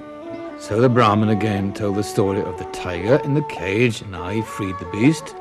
And when he came to the part where the tiger wanted to eat him, the jackal shrieked. Ow! There it goes again, cried the jackal. I simply can't understand. The story seems to go in one of my ears and out the other. I have decided, said the jackal. Take me to the place where this most unfortunate event occurred. I will better understand it there. And so the Brahmin and the jackal went to the tiger, who lay in front of the cage, sharpening his teeth and claws. It is about time, Brahmin, the tiger roared. You have kept me waiting for our dinner. Our dinner, said the Brahmin, as his knees knocked together and his teeth chattered. It is a most delicate way you have spoke it. Come, Brahmin, growled the tiger. Let us begin eating. One moment, please, said the Brahmin. We have a most curious visitor who insists on certain knowledge. Quite frankly, his persistence is getting under my skin. It seems that I have explained my situation to him, and he is unable to understand, said the Brahmin. So before our dinner, I thought I could better show him with you and the cage before us. The Brahmin went to the tiger and whispered, This will not take long. The jackal is dim-witted, and certainly it would not be just to brush him aside. The tiger groaned and begrudgingly consented to the request. So the Brahmin began to tell the story once again. The Brahmin did not miss a single detail, spinning the very longest of yarns. Oh, my poor brain, squealed the jackal, squeezing his head with his paws. Oh, my poor brain, I simply cannot understand the particulars of this tale. The tiger rolled his eyes back into his head. Surely this jackal lacks cleverness, the tiger thought. Let me see if I have this correctly, continued the jackal. The Brahmin was in the cage, and the tiger came walking by. No, you fool, roared the tiger. I was in the cage. Is your head filled with camel dung? Oh, yes, sire, said the jackal, trembling with fright. I have a most tremendous amount of camel dung in my head. Now I think I understand the story. So, the jackal continued with yet another version of the tale. The tiger and the Brahmin are in the cage together. And the tiger comes walking by. No, wait. How can the tiger be in the cage and outside the cage at the same time? One cannot occupy two places in space simultaneously. Surely that is axiomatic. Tiger was getting angrier by the second. Clearly this jackal was a lunatic, and he was delaying the tiger's dinner. You idiot, bellowed the tiger. How can you be so stupid, jackal?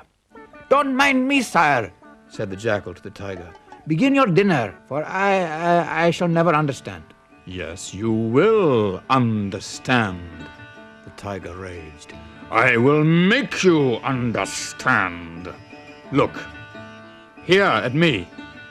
I am the tiger. Yes, sire. And that is the cage. Yes, sire.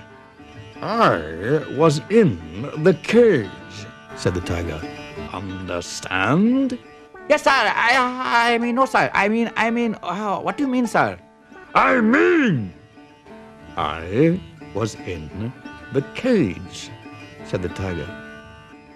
But how did you get in the cage? Asked the jackal. Why, the usual way, of course, hollered the tiger. Oh, it is my head again, wailed the jackal. I just cannot seem to understand it. Please do not be angry with me, sire. Just answer. What is the usual way? The tiger had finally lost what little patience he possessed. So he jumped into the cage and declared, This way, you fool! Now, you understand now? Perfectly, said the jackal. And no sooner had the word left his mouth than the jackal shut the door of the cage, trapping the tiger once again. Now, said the jackal to the Brahmin, if you permit me to say so, I think we shall leave the tiger in the cage this time. The Brahmin looked on in awe. Free me at once, ordered the tiger. You cannot leave me here, Holy One. I have pity for you, tiger, said the Brahmin. Perhaps when you are a sahib's rug, you will learn gratitude. And now I bid thee farewell. So the Brahmin and the jackal left the tiger in the cage, still screaming for mercy. You are most clever, said the Brahmin to the jackal. You have taught me a lesson that I never found in my holy books. Ah, you flatter me, Holy One, said the jackal. Now I must go.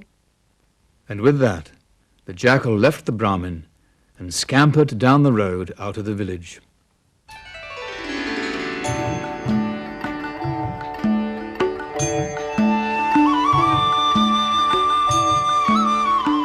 As for the Brahmin,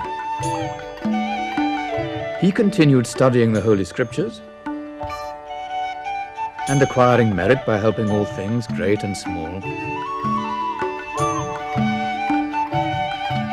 But he lived the rest of his life a much wiser man.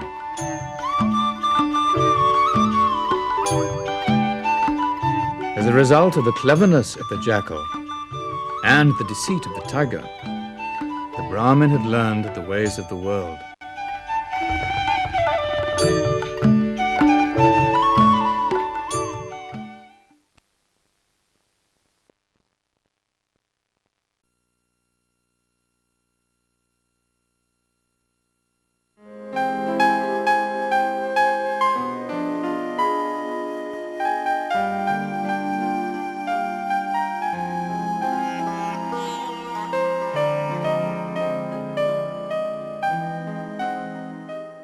The stories of Buddha's former births, known as Jataka tales, provide wisdom to both young and old. In the desert of Rajasthan, located in India, there once lived a trader who traveled about buying and selling.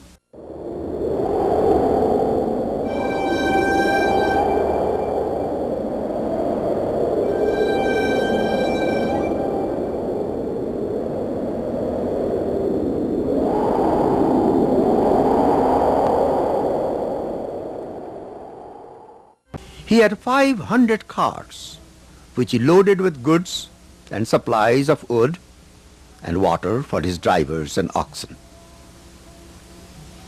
A pilot led the way and stayed at the head of the caravan. The trader rode at the end of the long caravan. The trader's young son was always eager to see the world. Once he requested his father to take him during the travel. The father agreed, and he stayed beside his father. On his travel from east to west, the caravan had to cross a great desert of sand. The sand was so fine that the hoofs of the oxen sank at every step as they plodded along. The sea of the sand swallowed all tracks, and there was no road to follow. The going was hard. The day was hot. The caravan traveled during the night only when it was cool and when the stars were visible. The pilot guided the drivers by watching the North Star and certain other stars to the west. One night the boy asked the pilot to show him the North Star. The North Star stays fixed at one place no matter what the season be. The boy was full of enquiries and was eager to sit beside the pilot at the head of the caravan. He was anxious to learn the way the pilot guides the caravan by reading the stars. The pilot, however, was non-cooperative and arrogant. He did not want to be bothered with the chattering of the boy all the time, so the boy had to go back to his father. They traveled night after night. Each day at dawn, when the pilot gave the signal to stop, the drivers arranged their carts in a circle and unyoked the oxen. Then they fed and watered the patient beasts. They built fires to cook rice for themselves. Then they raised tents, and most of the drivers lay down to sleep in the heat of the day. Some of them, however, will play dice with their friends, and especially the pilot. He was addicted to gambling, and many times he skipped sleeping through the day. After supper, when the sand was cool and it was time to travel, the drivers put out their campfires and drank once more from their water bags, folded their tents, and went on their way. When it was almost the end of the journey, the pilot got relaxed. He gambled all day and did not sleep for several days. He was awning all the time and was grouchy. After supper, he said to the drivers, "Tomorrow we will reach the end of this wilderness and come to the city. Now we can lighten our loads and travel faster. So, pour out the water and throw away the wood." The trader trusted the pilot and let the drivers pour out the water and throw away the wood in order to make the travel lighter. When the night fell, the sleepy pilot raised his arm, pointing west, and the caravan moved forward over the trackless sand piles. Then he went to sleep. During the night, the oxen had no one to guide them. Bit by bit, they turned and headed back toward the east, from which they had come. All night they kept on their way. At dawn, the pilot got up and shouted, "Stop, stop!" The call passed from one driver to another, all down the line, and the caravan stopped. The boy got up and saw the fading northern star is not on their right. Now it is on their left. "We are going wrong way," shouted the pilot. "Turn the carts around! Turn the carts around!" The pilot knelt in the sand and beat his chest in shame. My fault, it's all my fault. Alas, without water we shall die. All is lost." The drivers unyoked their carts and raised their tents, but in their hearts they had no hope. Without water, the oxen could not go on. "Without water, all of us will die," said the trader to his son. "But we must not give up. Wait here until I return." "Father, father, let me come with you," said the boy. "I may be able to help you."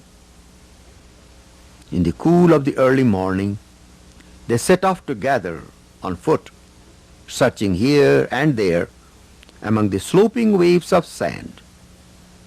The sand was getting hotter by the minute. At last, in the distant valley, the boy's keen eyes saw a clump of desert grass.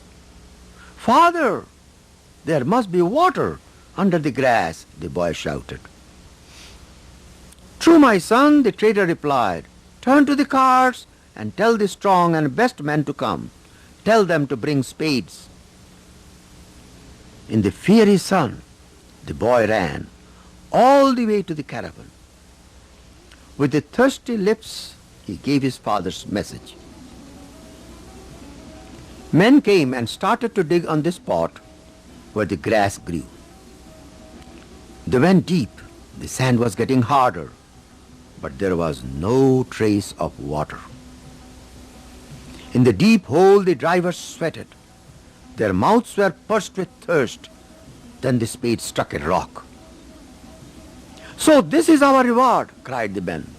"All our work was for nothing." In despair, they threw their spades and returned to the caravan.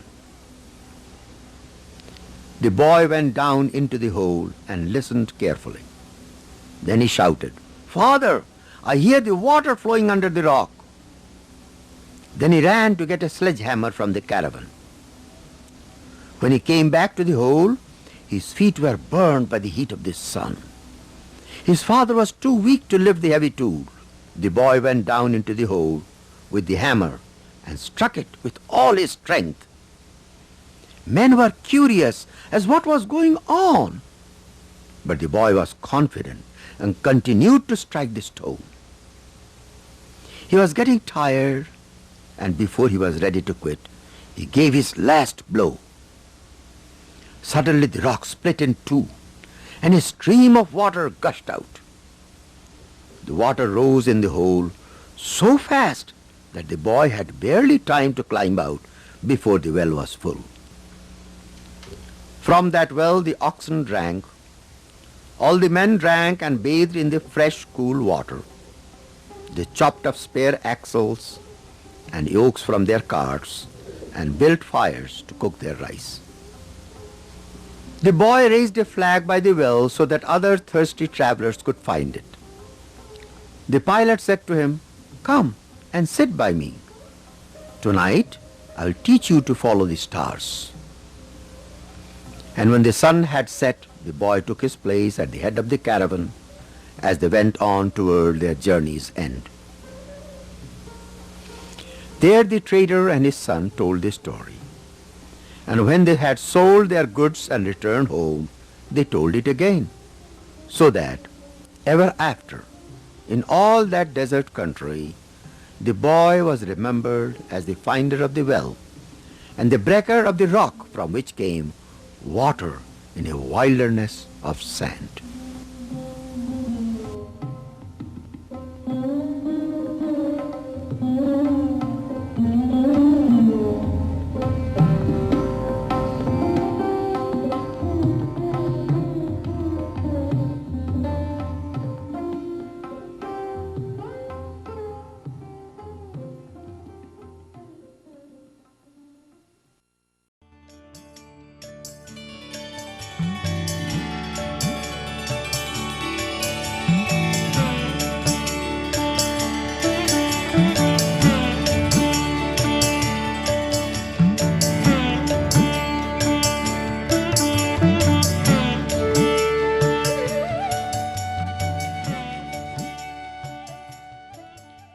The loyal mongoose.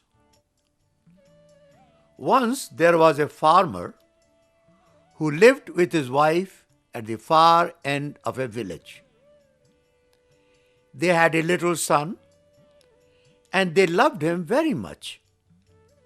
One evening, when the farmer returned home from work, he brought with him a tiny little mongoose. He told his wife that this little mongoose would grow up and be a pet for their son. The baby and the mongoose both grew quickly, but in 5 or 6 months, the mongoose was fully grown, while the farmer's son was still a baby. The mongoose was a lovely animal. He had 2 shiny black eyes and a long, bushy tail. One day, the farmer's wife wanted to go to the market. She fed her son and put him to sleep in his little cradle. Then she took her metal basket and was ready to go. Before leaving home, she went to her husband and said, "I am going to the market. The baby is asleep. You must keep an eye on him. I do not like leaving the child alone with the mongoose." "You need not feel so afraid," said the farmer. "Our pet is as sweet, as loving as our baby." Then the farmer's wife left for the market. The farmer, having nothing to do, went out for a walk. He met some friends on the way and so did not return home soon. His wife came back with a heavy basket of shopping. She found the mongoose sitting outside as if waiting for a return. As soon as he saw her, he ran to welcome her. But the farmer's wife took one look at the mongoose and screamed. "Blood!" she cried. And indeed, the face and paws of the mongoose were red with blood. "You have killed my son!" cried the woman. Without thinking, she, with all her strength, struck the mongoose with her heavy basket. She then ran straight to the child's cradle and found the baby still fast asleep. But on the floor, below the cradle, lay the body of a black snake, torn and bleeding. The farmer's wife at once understood what had happened. She ran out, calling the mongoose. "You killed the snake," she cried. "You saved my child." But the mongoose lay still. He could not hear her. The basket had hit him hard on the head.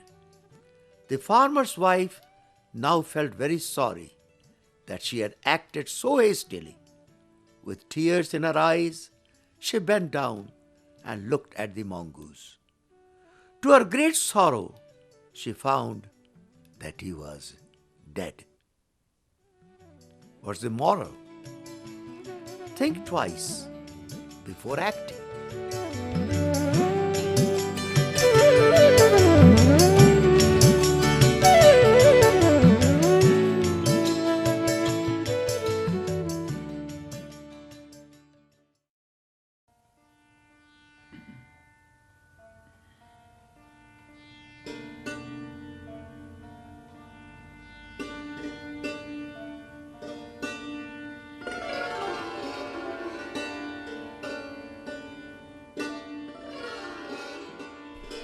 Savitri. The story of Savitri and Satyavan appears in the Mahabharata. Long ago, in the kingdom of Madra, there ruled a king called Asvapati. He was a righteous king. He had many wives, but no children. When his minister asked him to pray to the goddess Savitri, who fulfills many wishes, the king listened. He went to the temple and made fire offerings to the goddess under the direction of the priest. The king's sincerity, as he begged for a child, impressed goddess Savitri. Upon the final offering to the fire, goddess Savitri appeared and said, "O king, you are pure of heart. Your wish will be fulfilled." People waited for months for the arrival of the baby. Finally, the welcome news arrived. The king was blessed with a baby girl. The whole kingdom rejoiced. The king distributed clothes and jewels to the poor in celebration of his good fortune. The child was named Savitri after the goddess. Savitri was beautiful. The king and the queen were very happy, and the palace was filled with the child's laughter. As the Princess Savitri grew up, she came to look like the goddess in her beauty. She also became a highly accomplished musician, as well as a philosopher and scholar. She loved her father very much. She was his only child. She hated the thought of having to marry someday and leave the home she loved. When she shared her thoughts with her father, the king replied, trying to hide his own similar feelings, "You don't need to worry about that now, my child." Savitri's beauty and intellect continued to blossom. With her breathtaking beauty and intellect, no one dared to propose marriage to her. They only admired her from a distance. The king realized that the time had come to look for a suitable partner for his daughter. He sent his messengers to various kings with eligible sons. But each one declined, worried that his son would be no match for this divinely beautiful and talented girl. It was a time when India was different from the way it is today. Women were quite independent, but yet traditional. Although their marriages were usually arranged by their parents, sometimes a woman was allowed to choose her own. When the minister suggested to the king that he let Savitri choose her own husband, the king liked the idea and called for Savitri. "I do not wish to marry, father," said Savitri. "Why do you want to send me away?" The king replied with a heavy heart, "Savitri, it is said that a father who does not give his daughter to marriage is a sinner. Please help me to do the right thing." "All right, father. I shall do what you say," responded Savitri. It was arranged that Savitri would go on a trip through many kingdoms, and the minister would be a part of her entourage. "Look for a husband who will be your equal," requested the king. Savitri's reluctance began to melt as she contemplated all the new people and places she would see. One day, while passing through a forest, she saw a young hermit walking by the side of the road.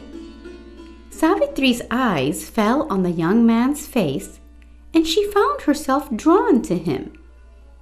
"Who is he?" she thought. She knew she would not forget his face. "How can I meet him again?" The next day, the royal party arrived at Varanasi. The king welcomed the party and requested Savitri to choose any of his sons, who were all strong and brave. Savitri did not reply. Her heart was still lingering over the memory of the young hermit. How can I meet him again? For Savitri, the chance meeting with the stranger had dimmed the rest of the world. The minister asked, "Have you made your choice, Savitri?" "No, let us go back home," Savitri said quietly. "What kind of a man do you want for a husband?" inquired the minister. Savitri was in deep thought. What could she say? She could only think of the hermit, a man who had chosen to leave society in pursuit of God, and whose name she didn't even know. Hearing no response from Savitri, the minister decided that the royal party should return. As the chariot passed through the forest on the way back home, Savitri sensed that she would meet the hermit again soon. Her heart began to throb. She asked the minister to stop when she saw a cottage nearby. "Could you fetch some water? I am thirsty," requested Savitri, as she anxiously looked around, hoping to see the hermit again. Her hopes were fulfilled when she heard a warm, youthful voice seeking permission from the minister. "May I give some water to the princess?" Savitri thanked the goddess for fulfilling her wishes. When the hermit was gone, Savitri could not wait to disclose her feelings to the minister. She couldn't just leave without finding out who the hermit was. She asked the minister to find out. The minister pleasantly agreed and left. Soon the minister returned and reported to Savitri, "He is no ordinary hermit. He is Satyavan, son of an exiled king." Then the minister inquired, "Is he your choice?" Savitri bashfully acknowledged that he was. The minister was pleased that the trip was not in vain. At last, Savitri returned to her father's palace. The king came out to greet her. "Have you made your choice?" the king asked. Savitri modestly allowed the minister to speak for her. The minister said, "She has chosen Satyavan, the son of an exiled king. He now lives in the forest as a hermit." The conversation was interrupted when the king was informed that sage Narad had arrived to see him. He rushed to receive Narad and shared with him the news that Savitri had chosen Satyavan as her husband. Narad responded with a sad face, not approving the choice. The king was curious. They both took a seat, and then Narad explained. Satyavan's father, Dumatsena, was the king of Salva. After he became blind, he lost his kingdom, and now he lives in exile. Narad hesitated to say more. Impatient, Asvati pressed, "But is he not noble? Is he not brave? Just because he is a hermit is not a reason to reject Savitri's choice." Narad then broke his silence. "O king, there is no one more worthy than Satyavan. He is the noblest and bravest of all. But he is destined to die exactly 1 year from today." "That means my daughter will be a widow in 1 year?" asked the king with alarm. "Yes, if Savitri marries Satyavan," said Narad with a firm voice. Asvati was very upset and called for Savitri. "I cannot agree to let you marry Satyavan, as he is going to die soon." "But father, I have already chosen Satyavan with my heart. Now how could I marry anyone else?" appealed Savitri. Narad asked the king to accept. "Your daughter has made a brave choice. Bless her, O king, but let no one else know the secret that I have revealed." The king accepted, and the bridal party reached the forest the next day. The hermits came forward to receive the party. When the blind king, Dumatsena, asked hesitatingly to Aspapati, "Your child has lived in wealth. How can she be happy here?" King Asvapati calmly replied, filled with contentment, "Please do not worry. She has chosen something greater than wealth." Her friends dressed Savitri beautifully, and Savitri looked forward to the happy days she would spend with Satyavan, even if only for 1 year. That night, chanting the sacred mantra of marriage, Asvapati gave away his daughter Savitri to Satyavan. The bride and the groom walked around the sacred fire and became united as a wedded couple, husband and wife. Then it was time to bid farewell. The king blessed his only child, dearer than his own life. "Be proud of your choice and be happy." As soon as her parents left, Savitri took off all her jewels and fancy clothes and dressed herself in clothes made of bark. "Why did you take off your jewels?" asked Satyavan. "You are a hermit," responded Savitri. "I am your wife. How else should I be dressed?" Then Satyavan took out a beautiful ring he had kept for her. "You must wear this. It is made of a special stone." Satyavan said, "You can see your beautiful face in it." For 1 year, Savitri and Satyavan led a wonderful life, devoted to each other and happy. She never shared her terrible secret with anyone, as requested by Narad. She was also extremely devoted to her parents-in-law and looked after them like a dutiful daughter. But she never forgot the approaching dreadful event and counted each day she had remaining. Much too quickly the year went by. 3 days before the fateful day, Savitri began fasting. Her father-in-law wondered, why this severe penance? On the last night, she could not sleep. Only one thought kept on haunting her. "Tomorrow, my husband is fated to die. What shall I do?" In the morning, when Satyavan was getting ready to go to the forest to chop wood, Savitri came running. "Please, let me go with you today." "Why, Savitri?" asked Satyavan. "Please don't say no," said Savitri. "I just want to."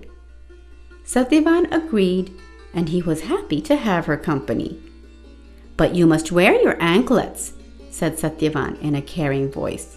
"I want to hear your footsteps." Savitri agreed, and together they started towards the forest.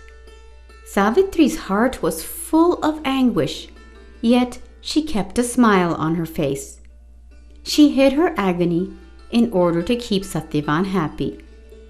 Her heart ached more with every step. "What is going to happen to him today?" she thought fearfully. When they reached the heart of the forest, Satyavan asked Savitri to pluck fruits while he collected firewood. Suddenly, Satyavan's body was bathed in perspiration, and a terrible pain shot through his limbs. Falling to the ground, Satyavan shouted, "Savitri!" Savitri was momentarily paralyzed with fear. Then she ran towards Satyavan as he moaned, "Savitri, my limbs are losing all sensation.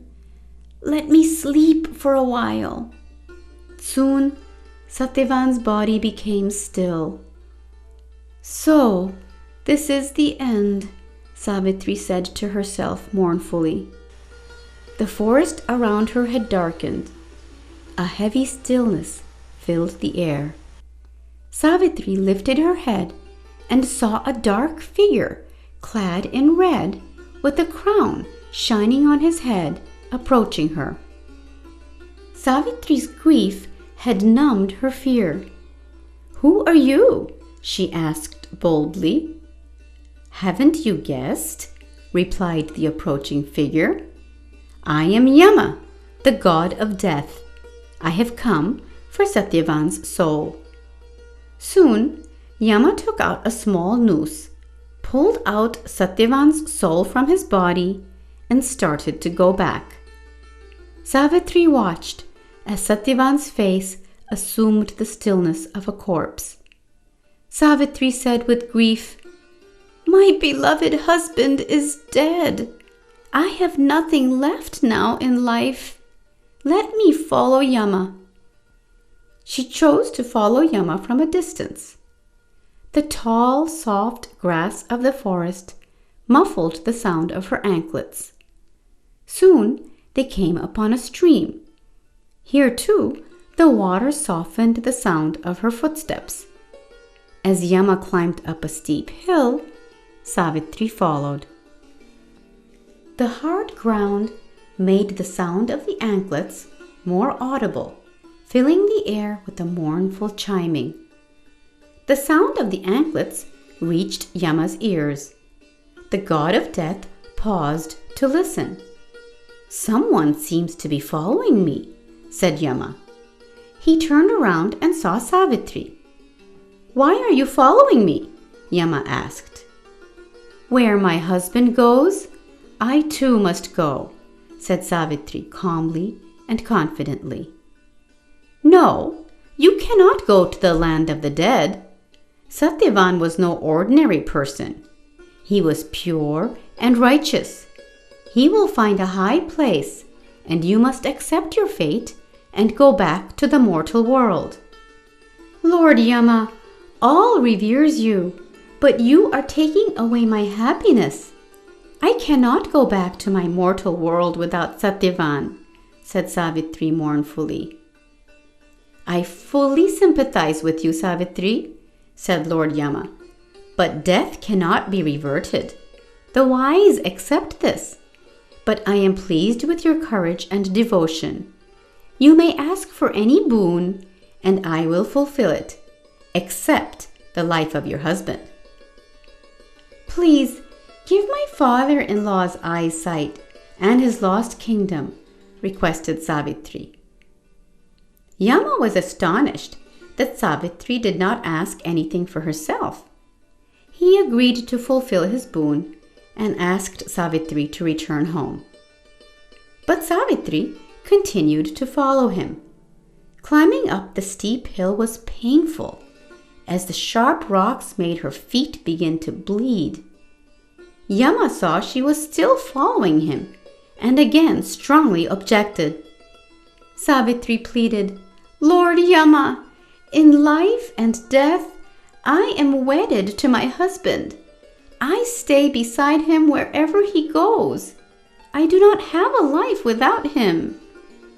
Yama's steps slowed down. "Savitri, I am pleased with your devotion, but death follows life for each individual. I will come for you when your turn comes. But before I finally disappear, I will fulfill 2 more wishes for you. Accept the life of your husband."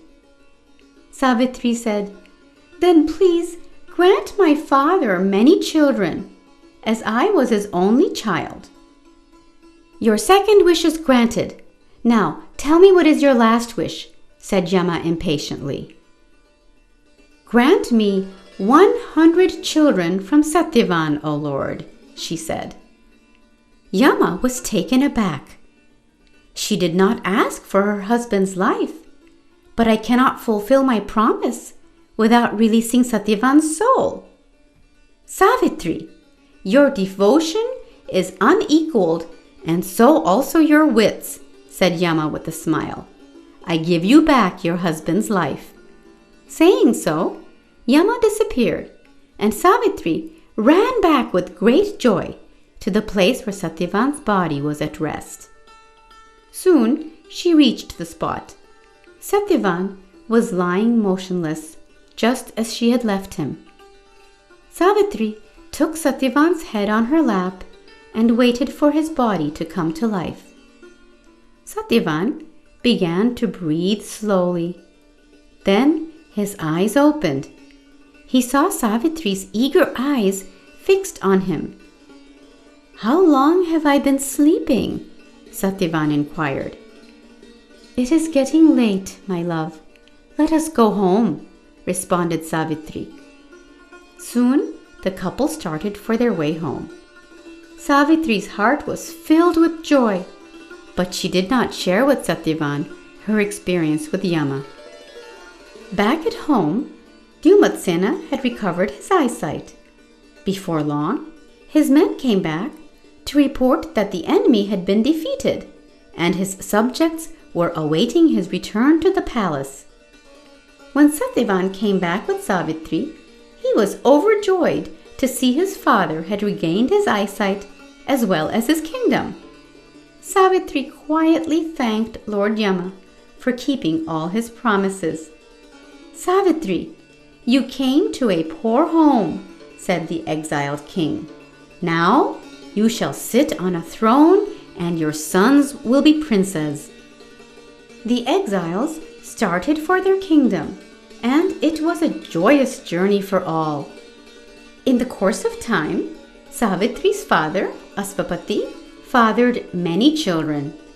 Satyavan became the king, inheriting the throne from his father. Savitri, his queen, bore many children from Satyavan, just as Lord Yama had promised. Savitri and Satyavan lived happily for many years. And when Yama came finally to take them to the land of the dead, this time they went together without any fear or sorrow.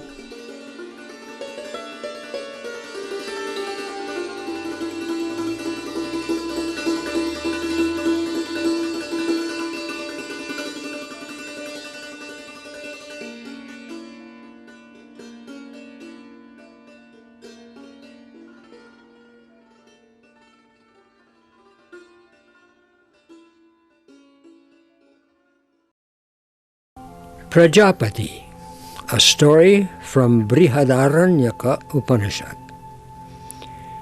According to Hindu mythology, the world is divided in three parts: the heavens, ruled by devas; the underworld, or patal, where the asuras or demons live; and the earth, inhabited by humans.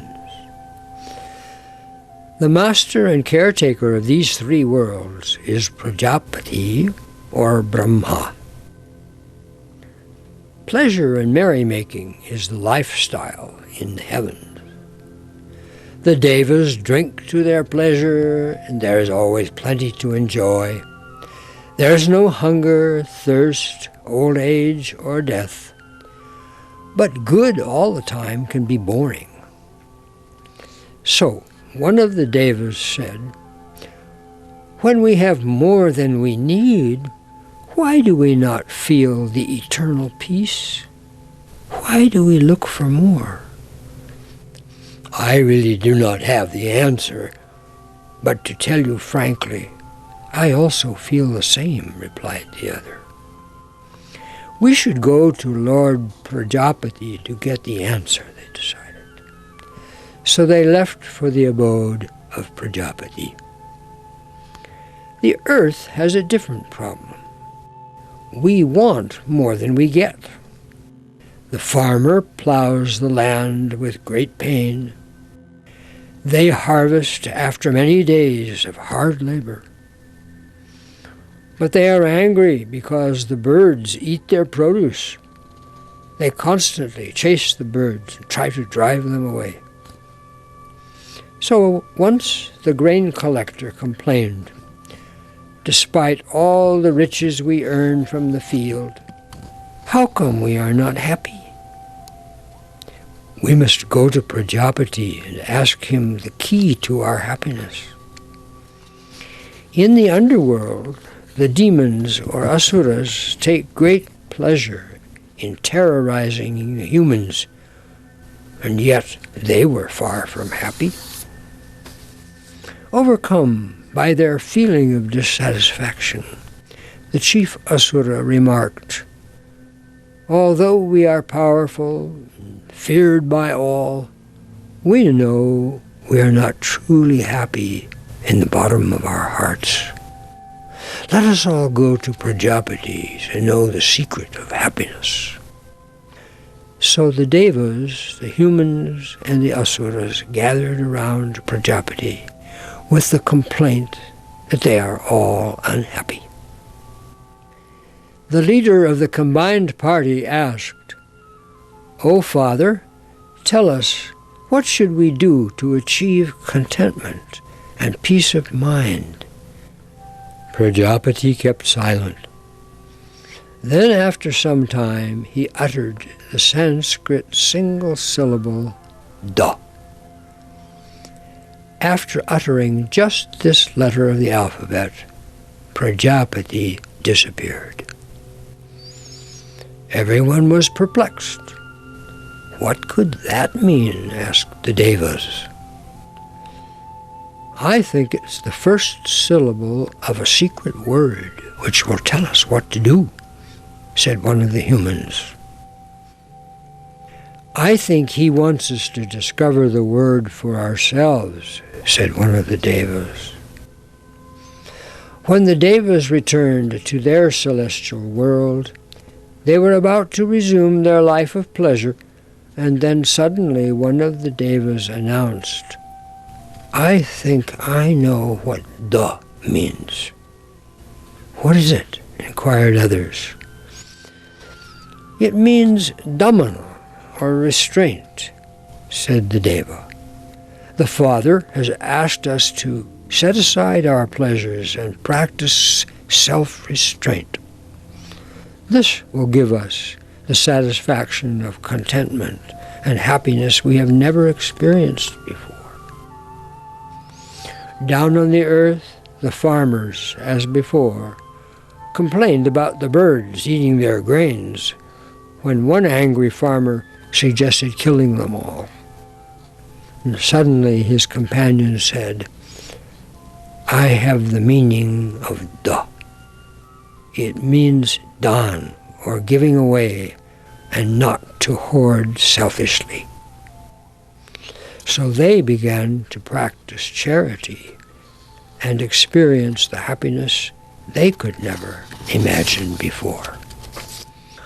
When the asuras got back to their practice of terrorizing people, one of them shouted, Wait, I understand the meaning of da. It means daya, or compassion. Father wants us to seek happiness from this divine quality. They immediately let their victims go with honor and enjoyed the happiness that lies in seeing others happy. My heart is filled with a kind of joy I have never experienced before, said the asura happily. To remind people of the three greatest virtues, self-control, charity, and compassion, it thunders now and then from above.